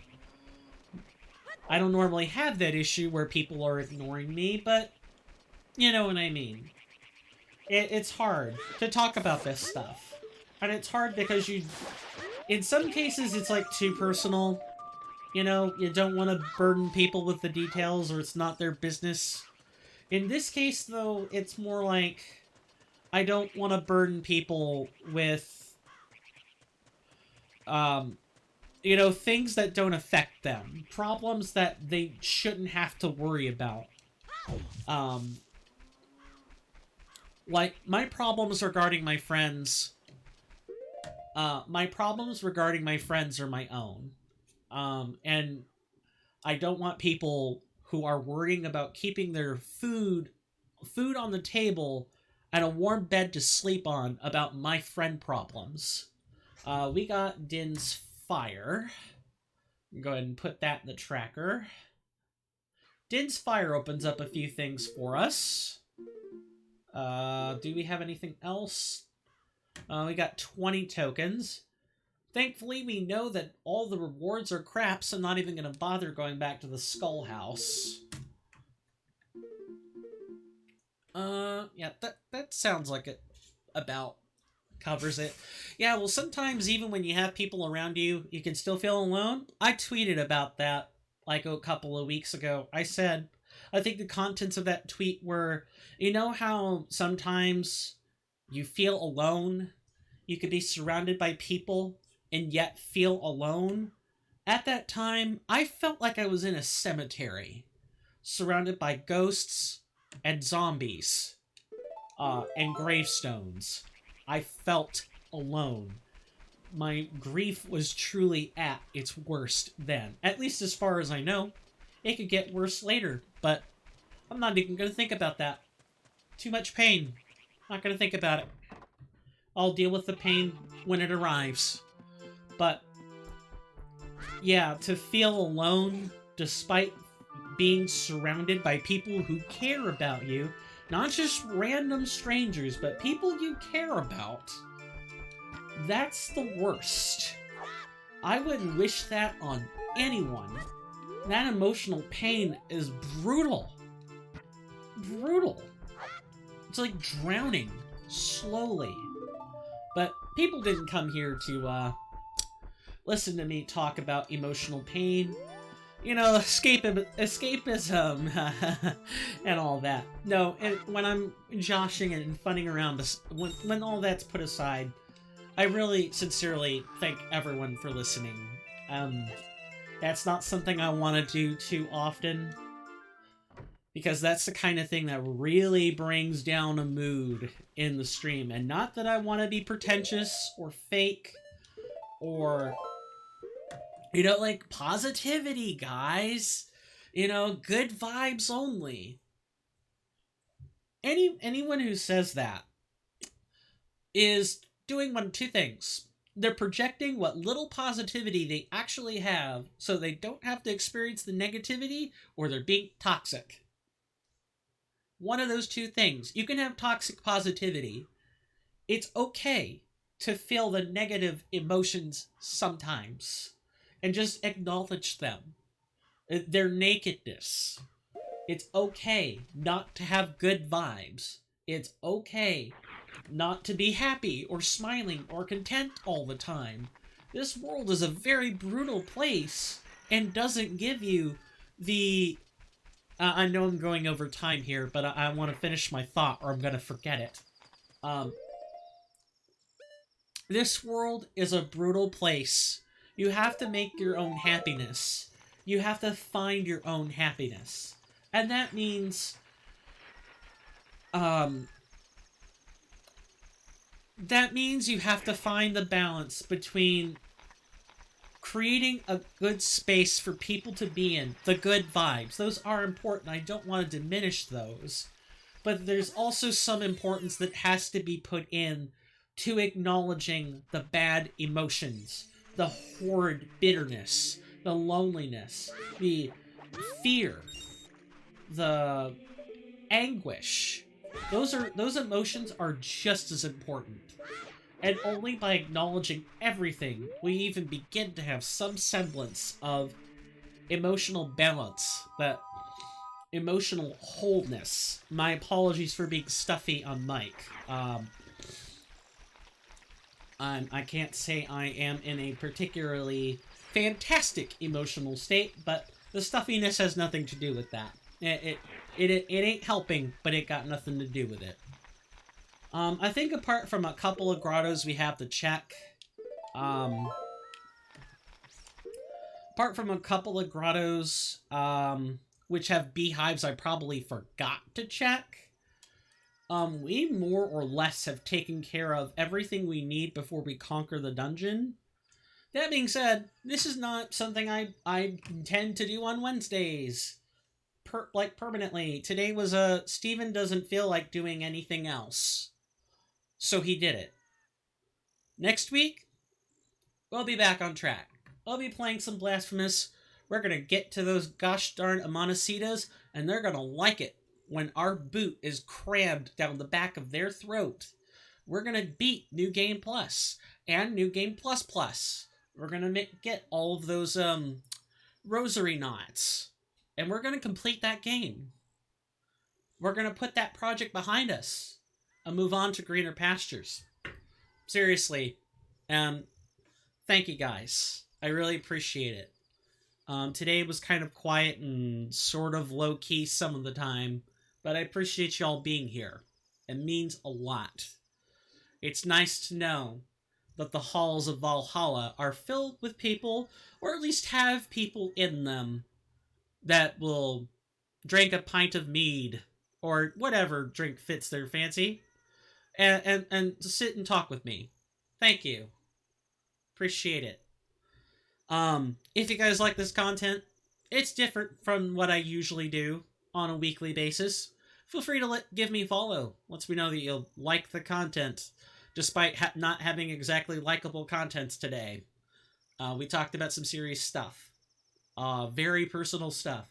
If you are the kind of person, and I'm speaking generally at this point, if you are the kind of person that struggles with intense, hairy, personal topics, this might not be the channel for you, and that's perfectly okay.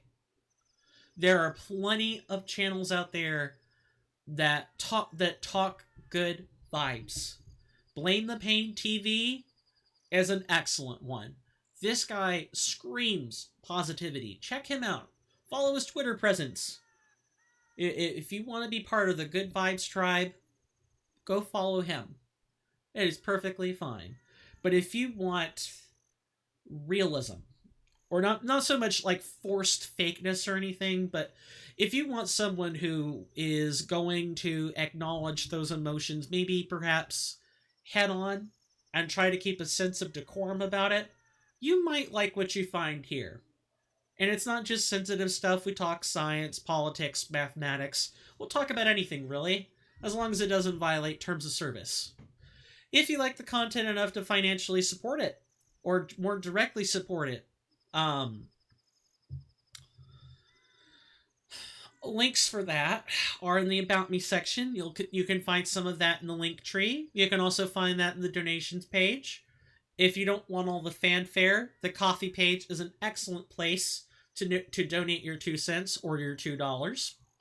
All of those donations go toward the purchase of streaming equipment, mixing boards, or heck, that sort of thing can go towards the maintenance of a Discord bot. Take your pick.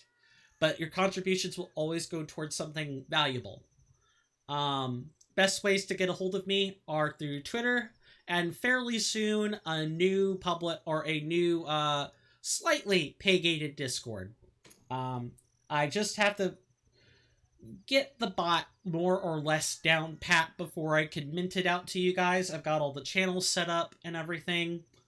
And even though it'll be pay-gated, I will do I will do a roll for a random Twitch Prime sub about every 15th of the month or so.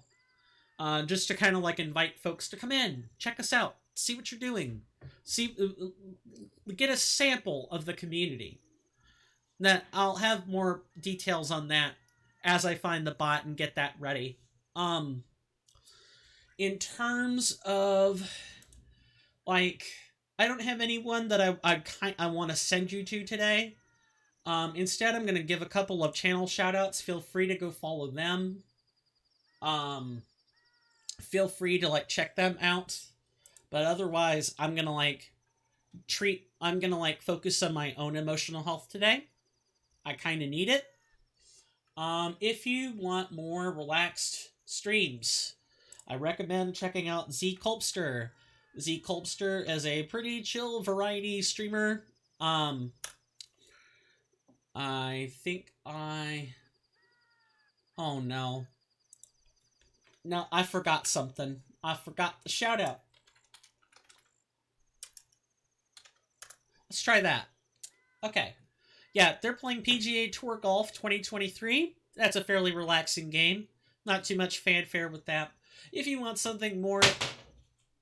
I'll figure out what that is in just a moment. And off camera.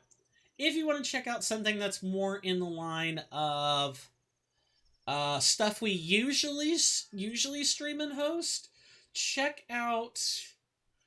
you can check out Lobos Jr. They're doing a Elden Ring Torch only run. So if you guys like Soulsborne titles, you'll love Lobos Jr. It is a bigger stream, 1.8k viewers, so if you're not into crowded places, you're not going to want to be there. But I recommend checking out a Lobos stream at least once. I've checked it out a handful of times. I like what I see. It's neither excessively positive or decadently negative. It's a fine place. But you're there for the game. You're there for the random things that Lobos does sometimes. Thank you guys again for stopping by. My name is Coin, or Swirling Vortex, or Steven. I'm looking for Knob. That's what fell down earlier. Thank you guys so much for stopping by. Know that our mead halls are always welcome, even if they're filled with sappy stories like the one I told today. I will make sure our mead halls are always open for you to grab a pint. Stay safe out there. World's dangerous. And with that, take care. And bye-bye.